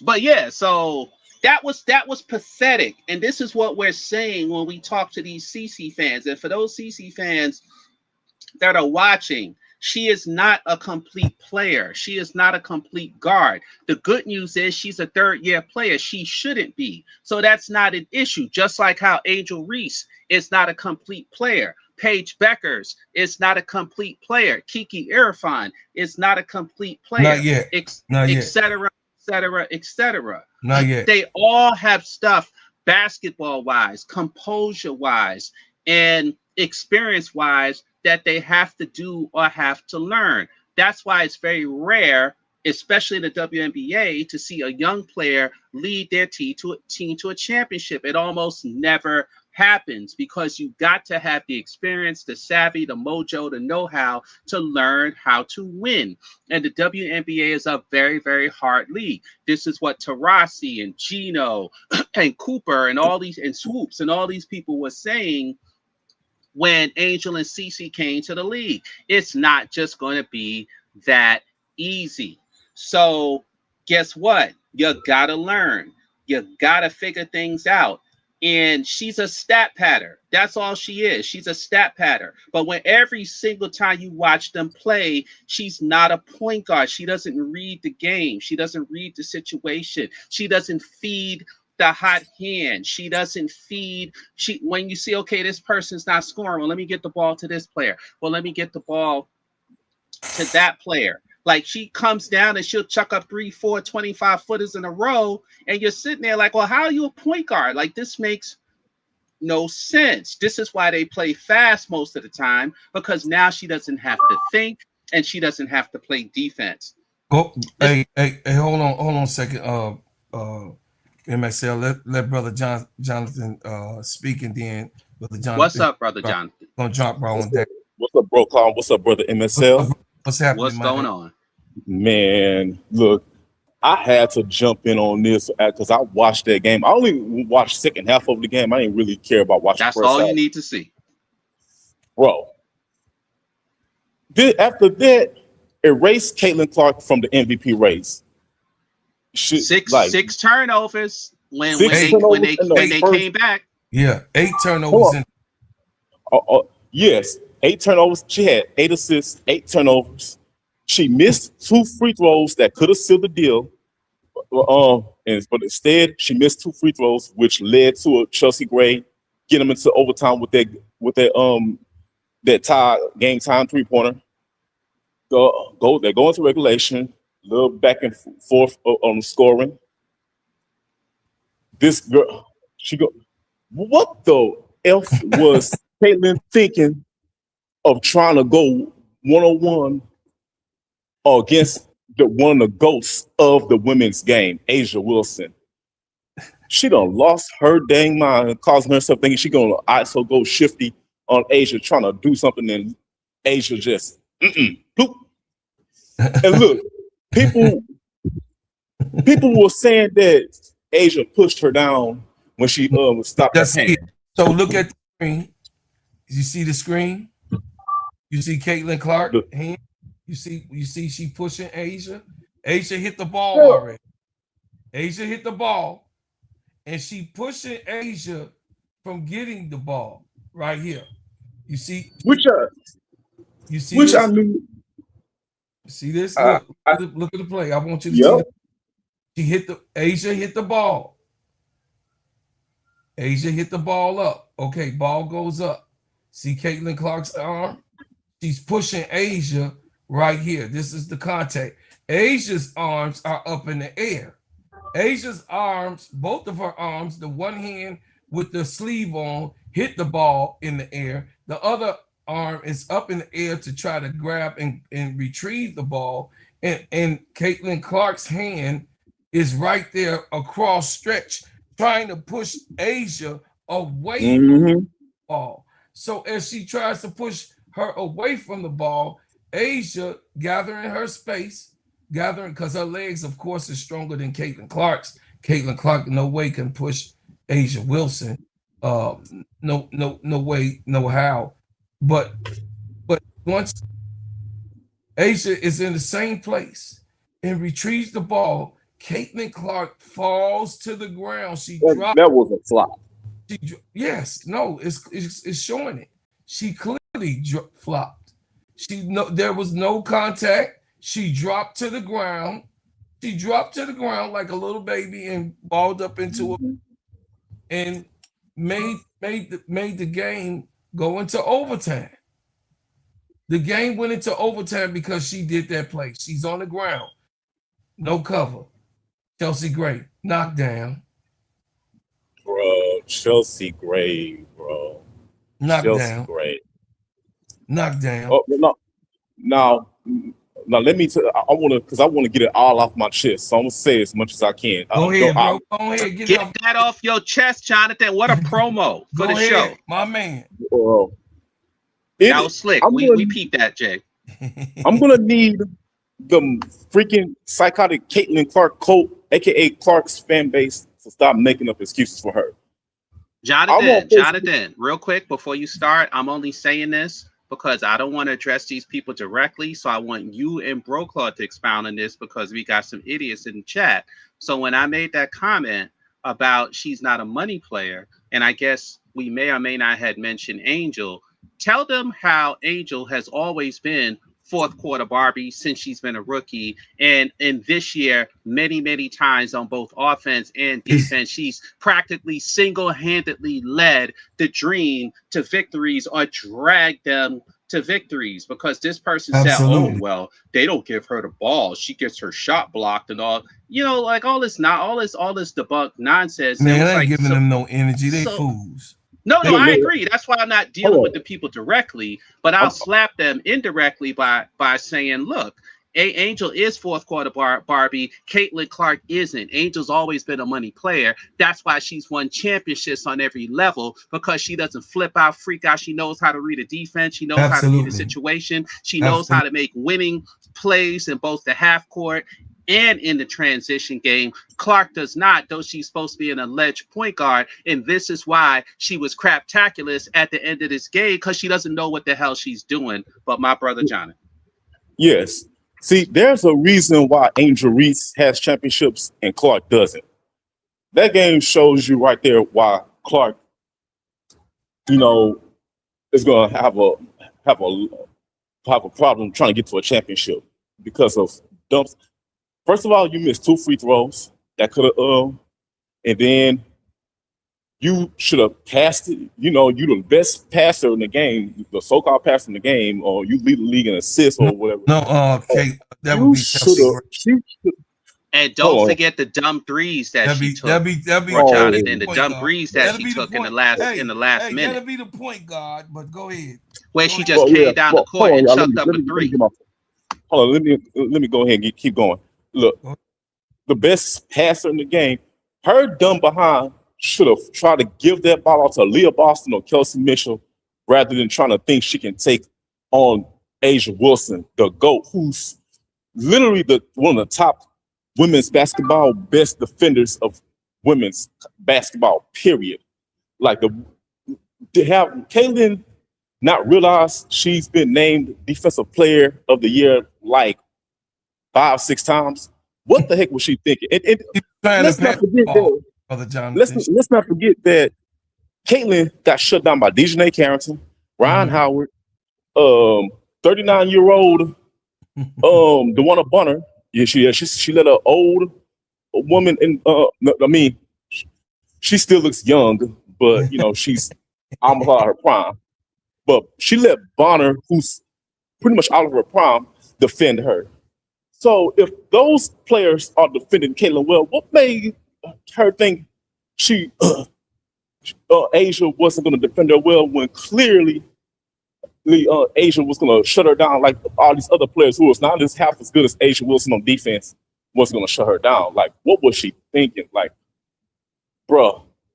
And look, and that's for these Clarkies.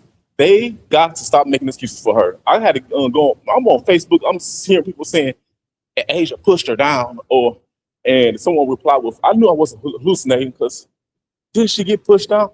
No, she flopped. Y'all know damn well Asia didn't push her down. She did that. She flopped because she knew Asia slapped that ball out of her hands, and she knew that ball. And she was trying to act like it was a foul. I'm like, bro, we're not gonna keep doing this. Either you play basketball and just accept your L and just learn from it, or go to a league or go play somewhere else, or where you know, and try to get away with flopping over there, because this clearly she has shown that she's not tough enough to, like, you know, do this when down the stretch. Everybody keeps saying she's clutching now. I've seen Angel Reese made like 2 or 3 defensive stops so far that saved Atlanta Dream from losing. Atlanta Dream was supposed to be, they supposed to really have like 13 losses. They really ain't supposed to have 11 losses. But they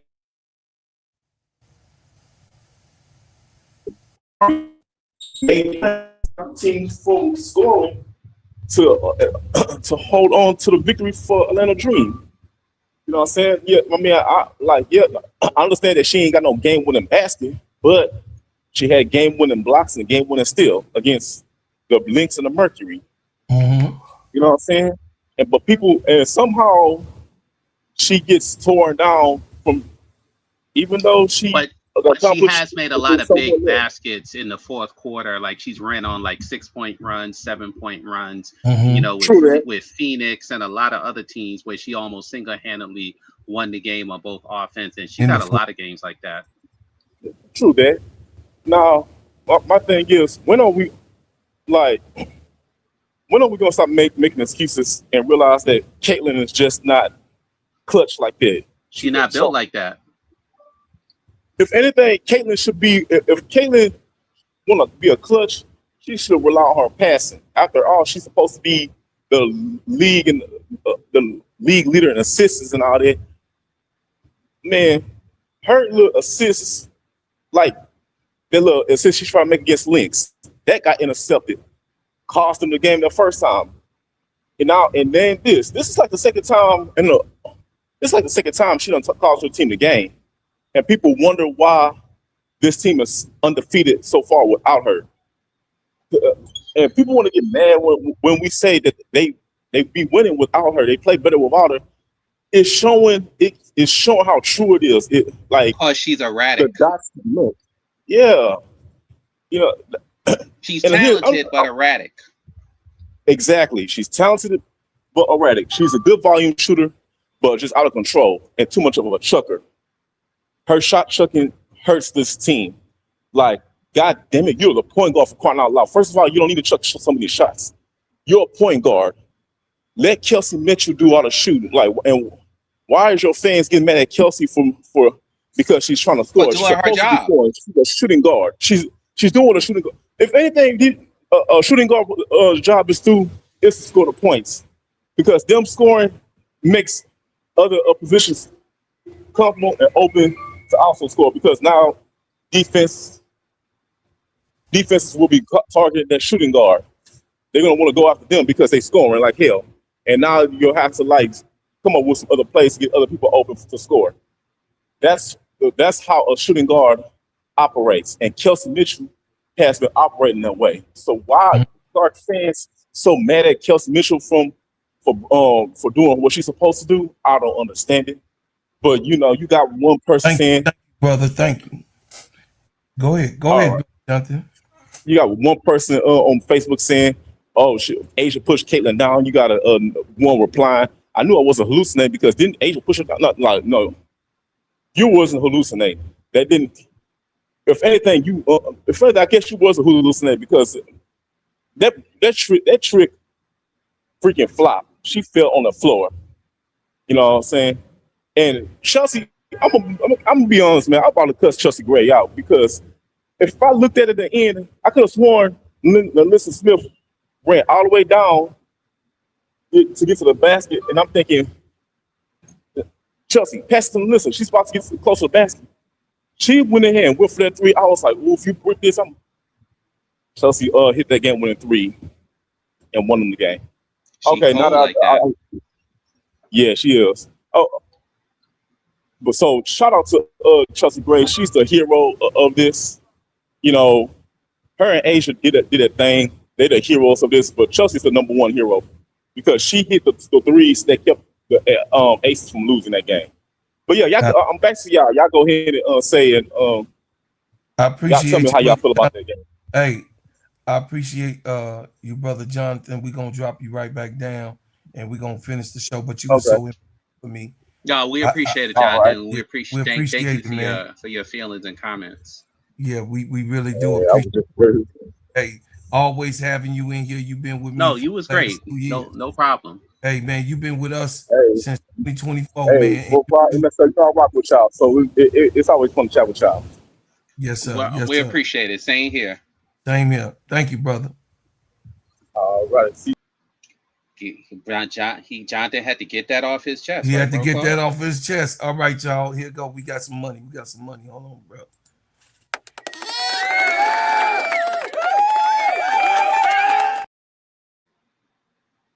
Hey, my sister Amy Sue, 280. I appreciate you for the $1.99 super chat.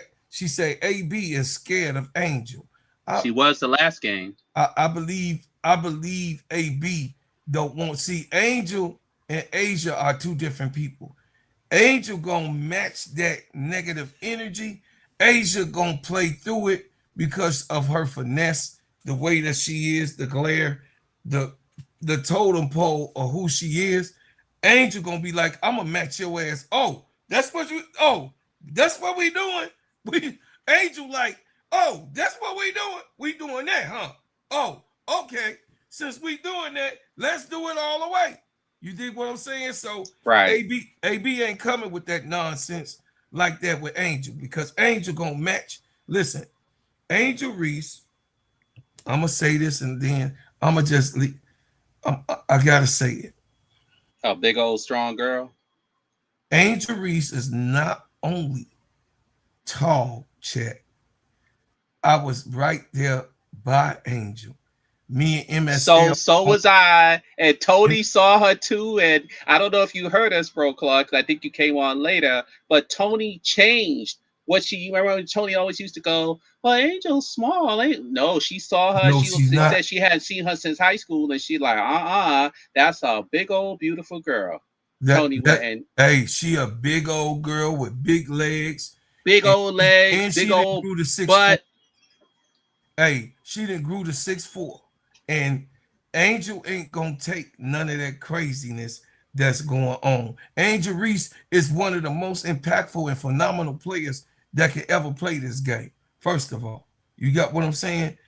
Angel Reese is not to be played with when it come to down low game and fun and just going to get it, the grit and grind. You can have your fundamentals, but instinctively, an instinctive player, an instinctive person who can go right off the hip, off the chin, off, you know what I mean, from the back to the front.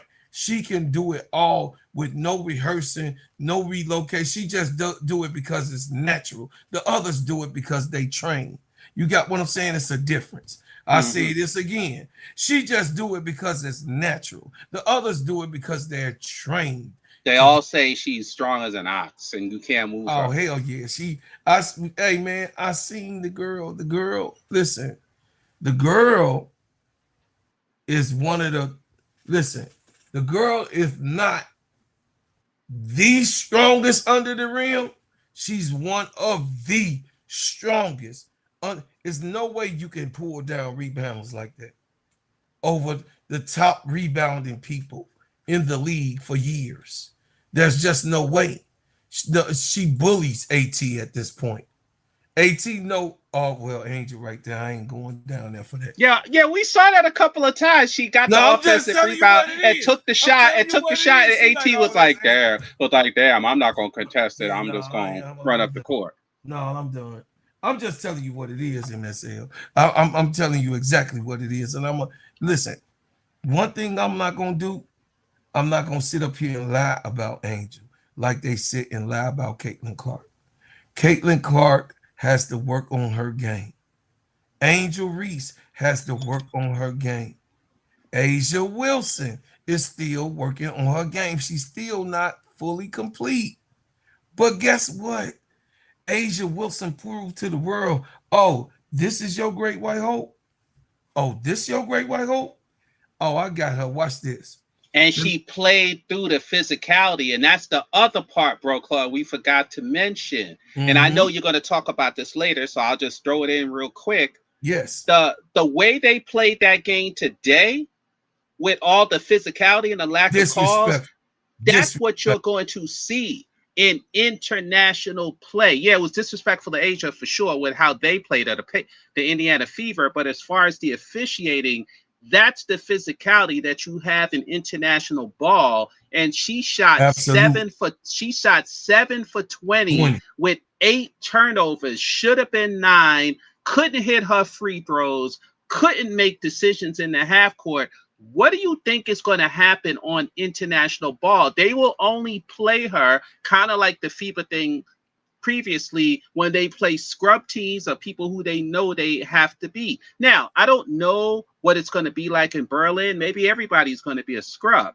But fast forward to the Olympics, you cannot have her on the court at the end of games, which I'm assuming they won't, with her poor handles and her absolutely atrocious defense and lack of half court set. You just can't. And that physicality, which the Aces play through, and which Kelsey Mitchell can play through, and which Aaliyah Boston can play through, she obviously cannot. Go ahead. She's not a good fit for the Olympic team. She's just not. And if it wasn't for who she was and what the league is trying to do, she wouldn't be nowhere near that team. Right. I agree. I'm queuing it up for us to right. And the sooner the Clarkies know that, then you won't be as frustrated about her games. But since most of y'all didn't watch women's college basketball, and because most of y'all didn't watch the WNBA and you don't want to learn it or know it, you still pull your hair out frustrated, where if you try to understand just a little bit what we're talking about, you would understand why we're saying this. It's not hate. It's just based off of ball. She's not good in the half court. She's not good on defense. No. That's a problem when you play tight and tough games. And to what Bro Claude said, this is why they play better without her, or the more they reduce her role. She's like a circus show. She can shoot, she can do this here, do this here. It's like a circus show. But if you actually watch her games, she doesn't play within the pace and the nuance of the game. Is kind of disjointed. It's like a person who can't dance or who don't have no rhythm. When everybody's moving one way, they're moving another way because they ain't got no rhythm. They don't feel the music. They don't, and that's her. She plays out of rhythm with the game. And this is why Christy Size didn't like her. This is why Stephanie White didn't like her last year. And this is why this year they came to blows in the heads and all this controversy, but they're trying to make it work. And a game like this is the failure of Caitlin Clark of trying to make it work, because at the end of the day, you can't make it work with a player who, one, don't listen and don't play within the rhythm of the game because they're just plain offbeat.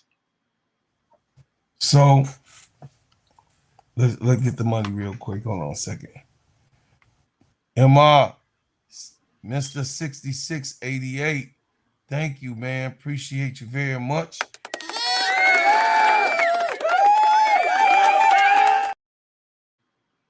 Yeah, Vanton said they're running out of people to blame. I agree, because this game had to be a crap tackler's catastrophe. And you know, I haven't went on anyone's... Let me read this. Sure, no problem. My bad. Yeah, it say though Clark is very talented, her ego is too big. She wants to lead her team in points and assists, but that does not lead to victories every game. Clark basketball IQ is not the best IQ. Thank you for that, mister. But go ahead, brother, what you were saying. No, I was just saying that, you know, they think we're picking on her or we're trying to make fun of her. We're not. It's only a basketball analysis that we're giving, because basketball is not just shooting and passing. There are a lot of players in the annals of basketball who put up great stats, but you know what we call them? We call them chuckers. Or you know what we call them? Chuckers that play no defense. Or you know what they call them? Chuckers. Right, chuckers with no handles who play no defense. And unfortunately, that is Caitlin Clark. There's no other way to say it. And if she wasn't who she was, and if they weren't pushing her the way they were, she would just be dismissed. She would just be dismissed as another chucker that you know, that can't play defense, can't handle the ball. Because what is the point of getting assists and scoring if at the end of the game you don't know what the hell you're doing? Like, and you see she giveth and she taketh away, because there was one point she hit a couple of like 30 footers and it worked, you know, after she missed like 10 shots in a row. But then the problem is, to what other people in the chat have said, she starts believing the hype and feeling herself. And then she took a few more in the last minute and she missed those shots because there was like she missed. And 9 out of 10 times a coach wants to have a huddle or try to work the ball around or try to, you know, to try to make it work. But that's so not you her. saying that she's actually not supposed to be in the role. She's just supposed to be a catch and shoot. Is what you're saying? Well, Stephanie White tries to run a system where the ball doesn't stay in anyone's hands for long and you're just supposed to work the ball around. I'll give an example with the Dream just to show you how Clark. Okay, check this out. Clark has now had 2 coaches in 3 seasons. And though she's a point guard, to answer your question, every coach that she's had, Christy Sides and Stephanie White, has tried to. It's been like a 3-year long negotiation. Three coaches. A 3-year long negotiation of trying to get her to give up her point guard position and or play off the ball or to play at the wing, right? And they still can't get her to do this, right? She don't want to. Right, she don't want to, but they don't talk about that in the media, but everybody knows it. Now, Angel Reese, right, when she came to Chicago, well, let's go back before that. When she was at Maryland, she played a wing position. She played the 3. She played at the Maryland, 3. right? She played a wing. She came to LSU.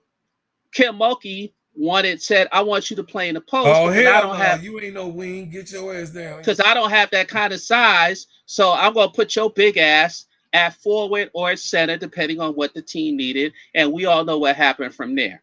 Right. So then she comes into the pros and Teaspoon's like, oh, I want you in the post. I want you to play that sort of game. And she did. And we all know what happened. And then her second year, she played an entirely different type of offense. Tyler Marsh wanted to be positionless. Tyler Marsh wanted her, and she said, okay, no problem. And now she's with another team, a third coach in 3 years, and he's saying, I want you to play like this. And this is to your question, bro, Claude. So on Chicago, Angel could hold the ball in her hand as much as she wanted and either create a play or go off the dribble or do ISO, right? She was one of the top 2 forwards in isolation in the league, the only 2 forwards, her and AT. So she was a top isolation player. But on this team, the coach said that if you got to dribble the ball more than 3 or 4 times, you should pass the ball, kind of like what Stephanie White wants to do. So Angel is not playing in her comfort zone of, oh, I can, like when Angel gets the ball, she's got to make her move in 1 or 2 or 3 dribbles. And if that's not going to work, then she has to pass the ball out. But to her credit, she usually beats her defender off the dribble on those 1 or 2 dribbles.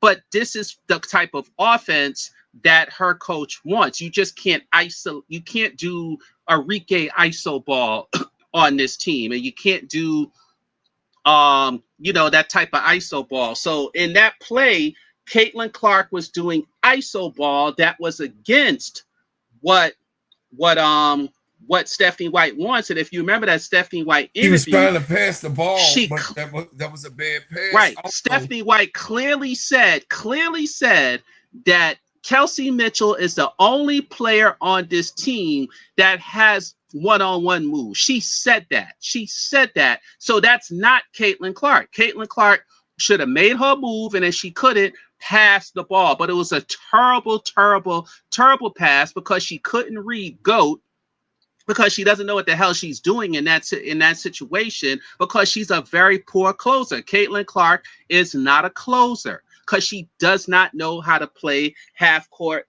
half court ball, and you see it every time. This is one of the reasons why she likes to play fast, because she doesn't have to play defense and she doesn't have to set up an offense. And so, but you can't be championship caliber if you can't play in a half court. This is why they bench her a lot or sit her. It's not just because of her defense, it's because she don't know what the hell she's doing on offense. So you got 8 turnovers in a game, 8 turnovers, and when Vegas made that run, you gave up 6 of those turnovers.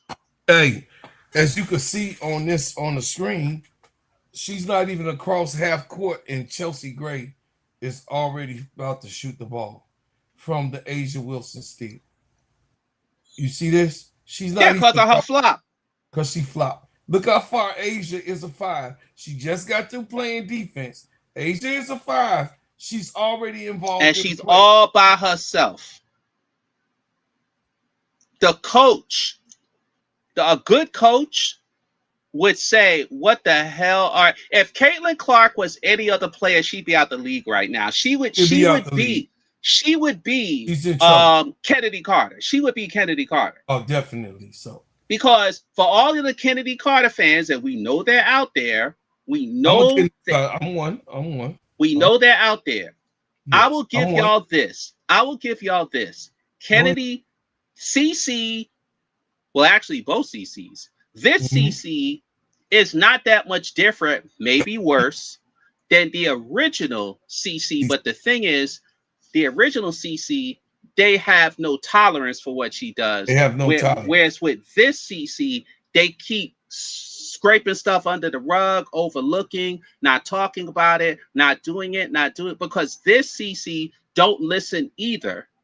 She don't listen either. She's a problem equally as well. But they put up with her because Kathy and whoever has been pushing this girl for some godforsaken reason, though she got no personality. Her game is not pretty. She's never won anything. She's a basket case, and she cusses everybody out, doesn't respect anyone. She's not someone you'd want your children to see. So for some godforsaken reason, they're pushing this girl, and it's not the reasons that I've heard other people say, because guess what, y'all? Coco Gauff is the #1 endorser in tennis and in women's sports, and she's black. And there are 2 white players that are rated ahead of her. Sabalenka, and I forgot the other one's name from Poland. It'll come back to me. But those 2 white players are ranked higher than her, but Coco Gauff makes more money than them. Trinity Rodman, who is Dennis Rodman's daughter, she's the #1 soccer player. Right. She's the #1 soccer player. So don't give me this stuff about they want her because they think, no, it has nothing to do with her color. It's because Angel did not take that corporate deal, because Angel is not with Nike, and because they couldn't trust Angel with the CBA. So they said, and think about it, every Caitlin Clark site does not support the players, does not support Unrivaled, does not support the CBA. Think about that. And Clark rarely spoke about the CBA. She'd always give these anodyne responses because they don't support the players. That's why she's there. Clark is a choice. She's not a reason. She's a choice. Nike don't support Unrivaled.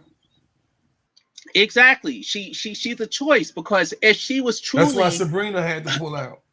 If Clark was as popular as they want us to believe, they wouldn't have to shove her down our throats ad nauseum every minute, every second, every game. If you're naturally that powerful and that, you wouldn't have to do that. But the reason why they do it is because they know if they didn't, people would forget about and stop thinking about Clark. And that's why she can't sell out her own arena. Absolutely. Hold on. Let me do this for you real quick. I'm gonna do that for you. Bars. Nobody can do it like you, bro, Claude, but I just had to say it. Hey, but the thing is this. I am not here to bash Caitlin Clark. Neither am I, even though I know some of y'all think that's what I do.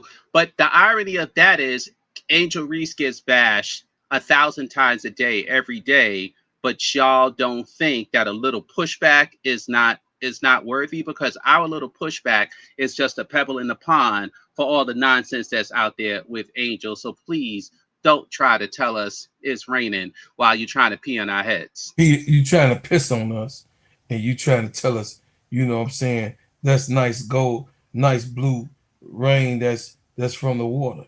Look at this, you guys. I want you guys to look at this. This is from another angle. She looks like a 5-year-old. Look, just look. See this? Cross, Asia. There go Asia. She throw her hand, Asia blocked her hand. Yeah, she threw her hand out. She threw her hand, Asia blocked her hand. See that? Asia blocked her hand. She didn't touch Caitlin Clark. Caitlin Clark tried to touch Asia. To try to get the foul. That's right. Asia said, get your hands off of me. Dribble the ball, Trick. She dribbling. She's dribbling, slow motion. I just want y'all. And now Clark is pointing at somebody, probably telling them to. No, Michaela Timpson is right there. You see, okay. Michaela Timpson is right here. Caitlin Clark sees her. And obviously, saw that because she telegraphed it. She was trying to pass the ball to Michaela. Michaela was trying to streak to cut towards the bottom, but the gold mamba was already there. So if she would have passed, the gold mamba would have picked it off. But anyway, she's going. She turned her back to Asia. Okay? She turned her back. She went up to pass the ball. Yeah, there's no push. There's no push. She went straight up to pass the ball. See that? Clean block. What you gonna say, Clarky? And look at where. Yeah, Clark is actually leaning on Asia's body. You see that? She's pushing. She's not leaning. She's pushing Asia. She pushed her. She's pushing Asia right here. Diabolical. That was a foul. Right there. She threw Asia off of balance. Look at it. You see her footy, MSL? See the footy? Yeah. She threw Asia off balance. She threw her off of balance because she pushed her. And then, of course, Asia still, because she got strong legs like Angel, they got some big ass strong legs. She couldn't take her feet out. She couldn't take her feet out. She went up in the air. This is fucking comedy. This is comedy. I hate I have to do this, but I have to do it, MSL. And she always looks like a child every time she flops. She looks like a 3-year-old. Oh my God. And that flop cost them the game. That flop right there cost them the game. Oh my God. Oh God. Listen. See, that's it. That's situational awareness. It's like 15, 10, whatever it is, 5 seconds left in the game, whatever it was. That's situational awareness. You got to get up, because if they take a shot and hit it, you lose. So you can't sit on the floor looking for a flop or looking for a call when there's 10 seconds left in the game and the other team can win. That was just idiotic basketball. And any Clarkie that approves of that or likes that or makes excuses, you don't know basketball, or Bo says you don't know basketball, and y'all need to get y'all stuff together and actually ask yourself and have a seance or an exorcism and ask yourselves, is this the sport y'all really want to follow? Because you obviously don't watch the sport. You just dabble in it for whatever y'all get out of Caitlin Clark. But this woman is going to drive y'all into an insane asylum, because you're going to get performances like this for the rest of her career, because she don't know what the hell she's doing in these type of situations. Obviously seen here dribbling like a 3-year-old against the GOAT and making a fool of herself down the play. Now, y'all can try to run them videos back by Angel, but 90% of them are out of context and not even representative of the game. But this is Clark representative of the game, because she shot 7 for 20 with 8 turnovers. Count them, 8 turnovers. And most of the assists she got were in the first half of the game when they was beating the crap out of the Aces. So they don't even count. She was stuck on 8 assists for like the second half. So she did nothing for her team, but y'all still want to kill Kelsey Mitchell. The only reason why y'all don't kill Aaliyah Boston is because she mammy. Because she mammy. That's the only reason. Because she mammy and she want to be Caitlin Clark's protector. But because Mitchell's the more slick about it, y'all don't like her because y'all see her as a threat. So anyone y'all, they're even making, it's not going to work, obviously, but they're trying to now make bad videos of Olivia Miles. They're trying to give her the Angel Reese treatment. But it's too late because that stuff started with Angel. That stuff started with Angel the moment she came in the league. But you had 3/4 of a season for everyone to see Olivia Miles for who she is, so you can't change it now by saying she's crap because y'all didn't like her response when asked about Caitlin Clark and she mentioned Kelsey Mitchell. So y'all just can't wake up now and go, oh, well, let's start making bad videos about Olivia Miles because you didn't have a chance to take people's minds for 3/4 of the season like y'all did with Angel the moment. Forget the moment she came in the league. They tried that in her senior season at LSU. At LSU, yes. Right. So it's a whole different dynamic, but y'all got to ask yourselves, is this the person that y'all want to follow, right? A Democrat that pretends to be Republican, a person that may have a certain lifestyle, but pretends to be something else, who y'all call the GOAT, who's not even an MVP candidate because you can't be an MVP candidate that sits on the sideline because your coach is too afraid to play you in key games. I said this when she was a rookie. Bro, Claude. I said this. I said, how you going to be an MVP candidate when your coach is terrified of playing you at the end of games? That is not even a half a play or 3/4 of the play or a third of a player. So she did not deserve that Rookie of the Year. That sucker was stolen. Angel should have won that Rookie of the Year. And I'm not just saying it because I'm a fan of Angel. I'm saying it because I never saw a game where Teaspoon was afraid to play Angel at the end of games. As a matter of fact, any of y'all that were Sky fans or Angel fans knew that just like with this team, anytime Angel was on the floor, it made the Chicago Sky better. Not worse. Not only the metrics proved that and the advanced statistics proved every that, single time. But we saw it with our own eyes. On the court made them double better because she knew how to get Camilla the ball. So there was never a time Teaspoon was going to say, well, I got to take Angel out because her offense not good enough, or I got to take Angel out because her defense not good enough, or I got to take Angel out because she don't know how to read a defense. Never. Yeah. Because guess what, guys? Angel is a smart player with a high basketball IQ. Caitlin Clark is not, though she's a point guard or an alleged point guard. I absolutely second that emotion. And I also put a stamp on it for approval. I just say, brother, I'll say this before we get up out of here. I'll say this.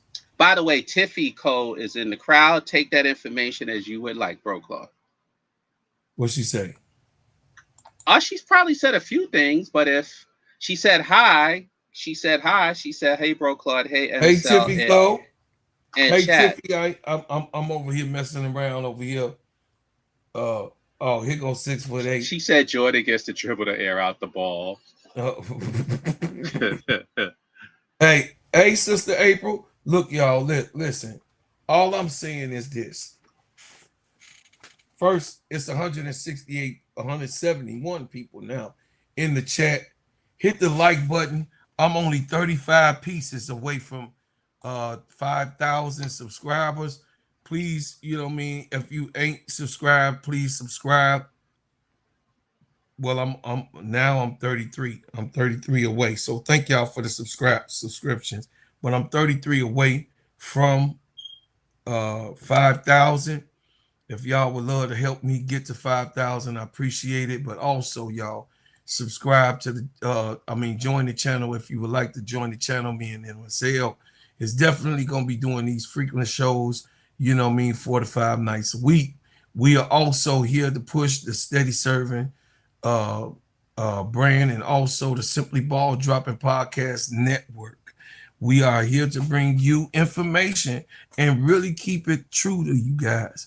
We don't build the show in a showcase around falsehood. We build a show and a showcase around the truth, the actual facts, and what has happened. Now, the transparency of it all is that we are intending to excel Angel Reese's treatment, the way that she's disliked, dishonored, and disrespected. On my end, which MSL bags me up because he knows I'm a big time Asia Wilson fan. He too, he called her the GOAT too, but he knows how attached I am all the way from the Gamecock situation. So he really knows that I'm real about that. That's one of my babies. Listen, y'all, I'm just telling y'all, we not gonna be disrespected on this channel. We don't disrespect nobody else. If you're a Caitlin Clark fan, we're fine with you. We cool with you, long as you're not calling us out of our names, being disrespectful, disrespecting people in the chat, doing all different types of cussing. Because this is an Angel Reese platform. It's gonna always be an Angel Reese platform, an Asia Wilson platform. And guess what, y'all? This Angel Reese built this platform from the beginning of me coming to YouTube. So this will always be an honorary space, and it will always be a glaze machine for me to do my glazing over my baby goat and my goat. So I'm just thanking y'all and appreciate y'all more after these messages. Hey there. Hey, baby, did you buy that shea butter that smell good? You know I brought some Bread House butters.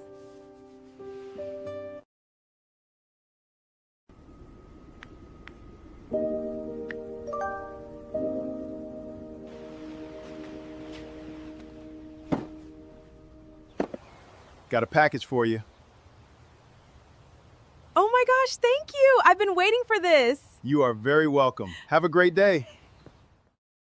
Bread House Butters and Essentials keeps my skin looking good and smelling good. Their pineapple and mango scented shea butter are my favorite.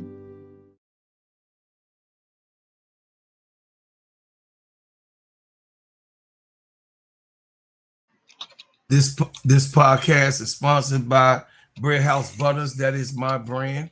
That is my brand, me and my family. Would you support and order? Put your order in because we going crazy, y'all. There is out. Y'all seen us step up, coming from zero, building from the ground up. That's why I understand when Angel talks about building from the ground up, I understand of how to build from the ground up and support. Order your butter because it's Sheen Shine Heal Treat. Moisturize and condition your skin. It is the best moisturizer for you. Goes to the third layer, and it is a beautiful, beautiful product.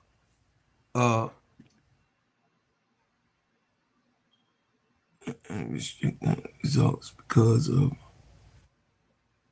it does not comply with eligible standards. I don't know what was going on. But I'll tell y'all, that's my TikTok people. Hey, but I'll tell y'all this. This is probably one of the best shows that we've done because it took this type of thing, MSL, with Caitlin Clark at the end in crunch time to actually give us what we've been talking about and telling you guys for years, that this is a one-horse pony show and we're not disrespecting her game. We see that she can't play defense. She cannot take extreme pressure. When you can't take extreme pressure, what are you? I mean, you literally have to let go. You're like in a 40-minute game. You're what, a 30-minute player, a 35-minute player, a 38-minute player? Like, what does that mean? I don't even know. It's like AMR, a Mr. 66, put it back in the chat so I can do the link. It says critic. It says you should have the cricket. Let me see. He just put it. Click the link. We can't click it. I don't know. We can't click it though. In Mister. No, it's all right. But Bro Claude, if I could say this real quick, because T Carmelo was forwarding something that we had said, but yeah, just to illustrate, for a KSAPism, as far as giving an analogy, what we just said, right? Angel was at Maryland. She played one way. She went to LSU and won a national champion, first team All-American, y'all, tournament MVP, et cetera, et cetera. Y'all know what she did. Then she comes to Chicago and she plays one way, right? And she's very successful at it as a rookie, one of the best rookie seasons ever. And then while the clowns are trying to make fun of her for whatever reason, she already done flipped the script and changed her style because Tyler Marsh said, oh, we want you to play this way. And then she doesn't like the Chicago situation, so she leaves and she's out. And then Smesco says, you know what? Yeah, we want you to play some elements of what you did at Chicago, but to be honest with you, we have an entirely different system. We want you to not have the ball in your hand most of the time, and we just want you to try to on pick and rolls, back cuts, and so forth like that. Yeah, you can push the ball on the break, and you can even have the ball up top, but as Smesco said, if you got to make more than 5 dribbles, then chances are you probably need to give the ball up. So it's not an isolation offense like she had that ability in Chicago. So why do I say all this? Because every coach that Angel Reese has, they want to put more on her plate because they feel that she can handle it. But do y'all notice that every coach that Caitlin Clark has in the pros, they're trying to take away and reduce from her. They're saying, hey, we don't want you to do all this. We just want you to focus on this. But she's so arrogant, so infantile-ish, so juvenile-ish, so low IQ-ish that it's been a struggle with every coach to get her to play the way she wants her to play. And ultimately she does not. She always says, oh, I'm going to play off ball. I'm going to play off ball. But she never does. She dominates the ball. And I don't see how this will work with Team USA because she's not going to dominate the ball over Chelsea Gray. She's not going to dominate the ball over Kelsey Plum. And if she plays off guard, she doesn't know how to play without the ball. So I don't see how any of this is going to work on or for Team USA. It just sounds crazy to me. And so why have these potential problems? This is why, and this is my opinion, that nobody wants her in a trade. Because nobody wants her. No. Nobody wants to put up with this headache. Because she doesn't. Now, Angel Reese, you can argue, is a system, right? Like she can play like she did last year in Chicago and say, hey, I think, because a lot of Dream fans or Angel fans feel the team will be better if you put the ball more in Angel's hands. Now, whether that's true or not, the fact is, because Canada was playing well for a good portion of the year, you can see both Smesco and Angel like, okay, well, you're playing well, so you know what? Don't worry about it. Do your thing, girl. I'll keep doing what I'm doing. But that's not Clark. Clark is not adjustable. She's not adaptable. She doesn't know. And if you can't do those things, then you're not a great basketball player, because guess what? Great basketball players can adapt. Great athletes can adapt. Roger Federer, if he's playing guys with great serves, he's playing guys who are pushers, he's playing guys that are great athletes, he's playing people who are strategic. And guess what? If Federer can't beat all those different styles, then he's not going to be a great player. Same thing with Rafael Nadal, same thing with Novak Djokovic, same thing with Serena Williams, same thing with Steffi Graf. If you don't know how to adapt to those different styles, you will never be a great champion. Same thing here. How you going to be both a great point guard and a great champion if you're not if you don't know how to take coaches' directions? That makes no sense. And this is the thing that no one in the media will talk about, but it's been a problem with Caitlin Clark from the moment she came into the league. She got no handles. She don't have high basketball IQ. She doesn't know how to play in a half-court set. She could only go in one direction, and she plays the worst defense in WNBA history. How you going to win with a player like this? So you would think a player with all those holes in their game would follow directions and would listen to their coach, but they do not. And hence lies the problem. And this is why an Ari McDonald or an Odyssey Sims or whoever they had earlier this year, I forgot her name, can play very well with Kelsey Mitchell, because you don't need an all-star point guard to play with Kelsey Mitchell and Aaliyah Boston. You just need someone who knows what the hell they're doing, who can read a defense and who can play actual point guard.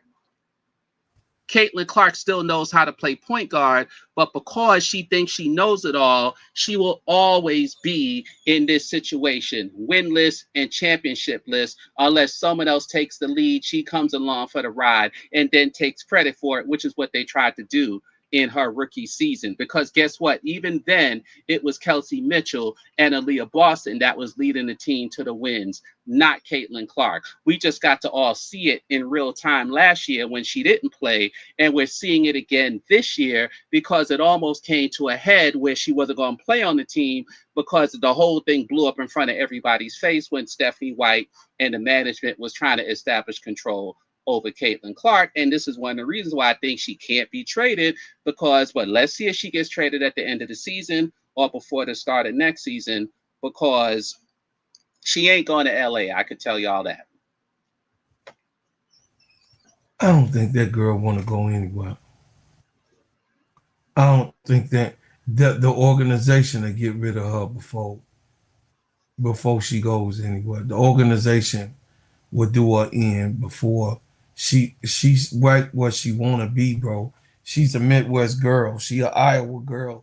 Indiana's right up her alley. She been seeing this racist shit all her life. She been seeing all of this activity all her life.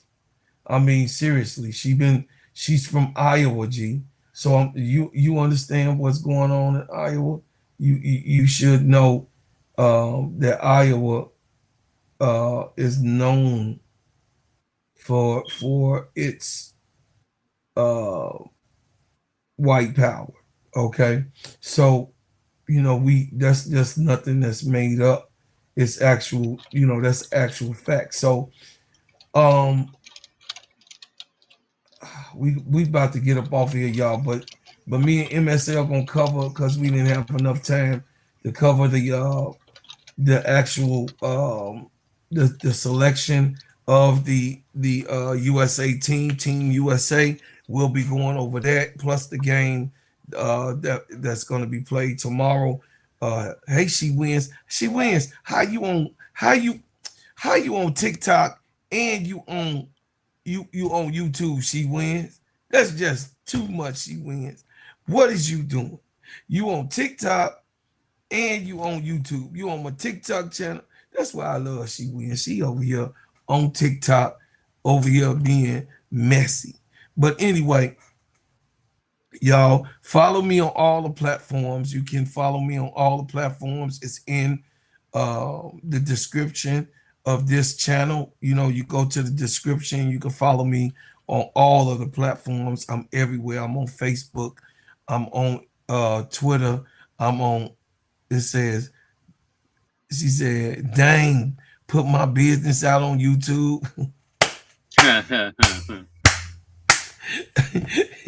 Hey, that's why this is my niece. I gotta do it. No, putting out your business, She Wins, would be saying, just kidding. See, that's MSL. She Wins. See, when you, that's MSL. He want to do that. I didn't do it. Anyway, you can catch me on Twitter X You could check. You could catch me on Threads. I'm on Threads too. So come on through, man.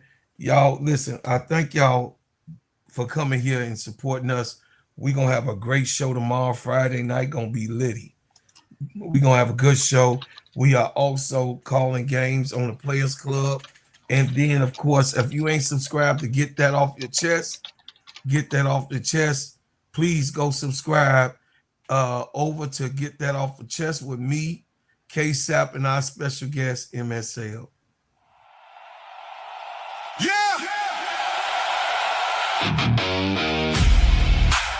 This K-Sap and Bro Claude. Welcome to the show.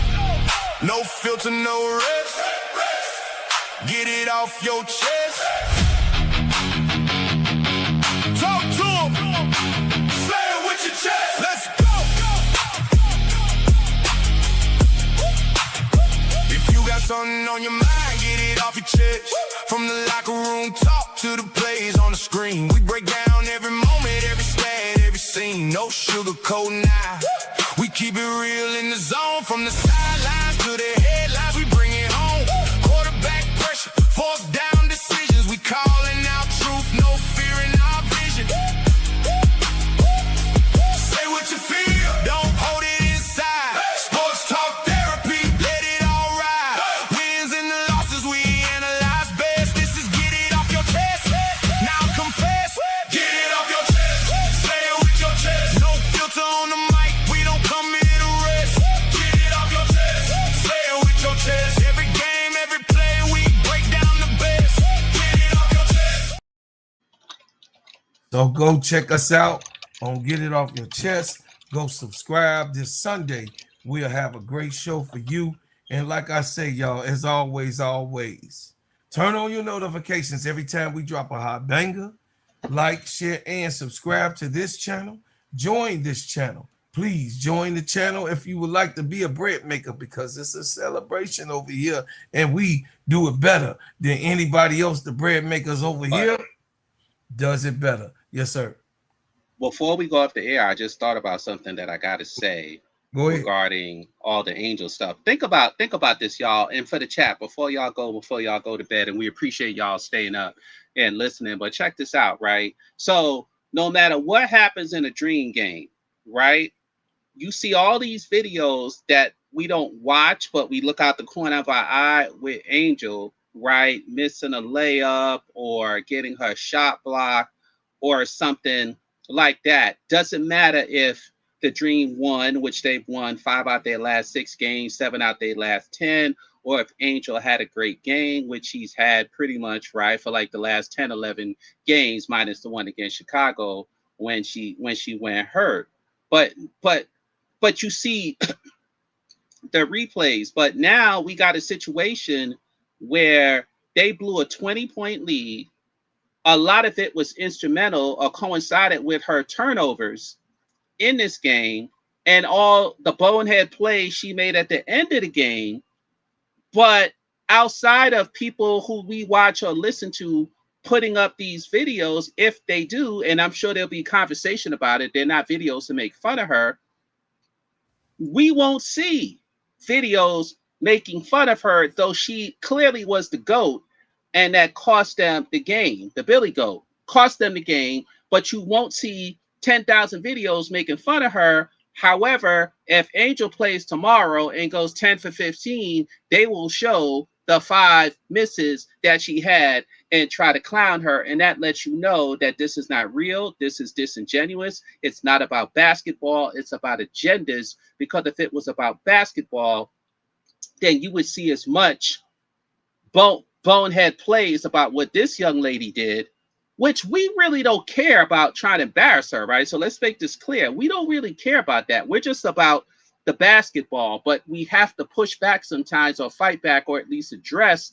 the craziness that we see pertaining to Angel, just to point out, hey, this is not real. Because why are we seeing all these videos about Angel, but we won't see 1,000 videos of that flop at the end of the game, or her getting the ball stolen, or her, you know, getting the steal with Asia, and her chucking up that 3-pointer without even looking at Kelsey Mitchell first. I mean, and on and on and on and on. So that's the part that makes this so crazy, because the woman needs a lobotomy on the basketball court, but nobody has the guts to say that on network TV. So it takes people like us on social media to say that, because no one on network TV or in big media will ever say that about Caitlin Clark. And that's the bad part. She needs a seance, an exorcism, or a lobotomy. Take your choice, because she really needs to exercise those. She really needs to exercise those. What's that word? No ice in the veins demons that she has, or poor closer demons, or non-closer demons. She's just really, really bad, and she's not a leader. Absolutely, absolutely. So, y'all, listen, I thank you for what you've done. Clutch, sorry, she doesn't have the clutch gene. My bad. She really needs to exercise those lack of clutch genes and the choke. She has the choke gene, not the clutch gene. So she needs to exercise those demons of the choke gene that she has, because she does not know I ain't how never to seen win. her have no clutch gene. But anyway, we gonna get on off of here, man. I thank y'all for what y'all have done. I thank you for what you do. I thank you for what you will do. And as always, I leave as I came, with another bang. Y'all with hey, peace, love, peace, and hair grease. And guess what, y'all? We gonna get up out of here with a grinding hard, because this is what Chelsea Gray. Shout out to Chelsea Gray for grinding hard and seeing her way through all of this.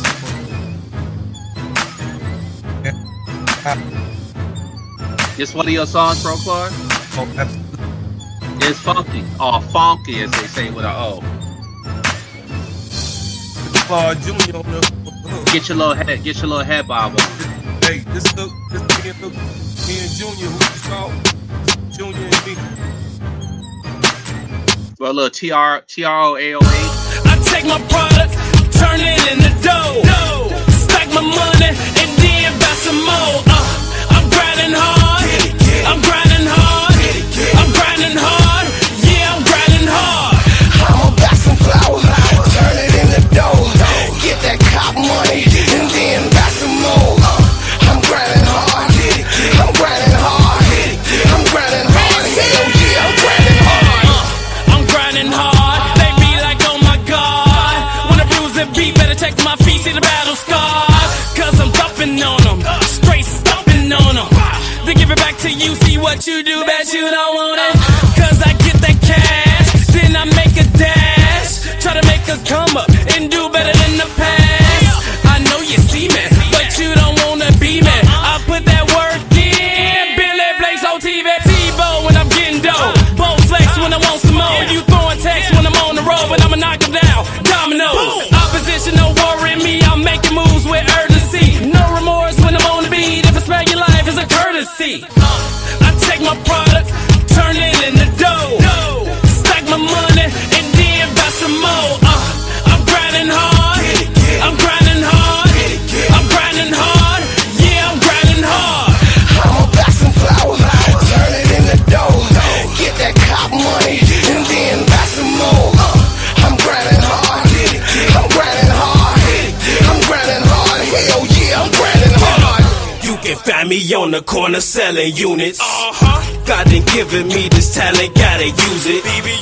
To get slave tracks, to get hustle, so I prove it. In my white tee, in my black jeans, and my Nike say it's do it.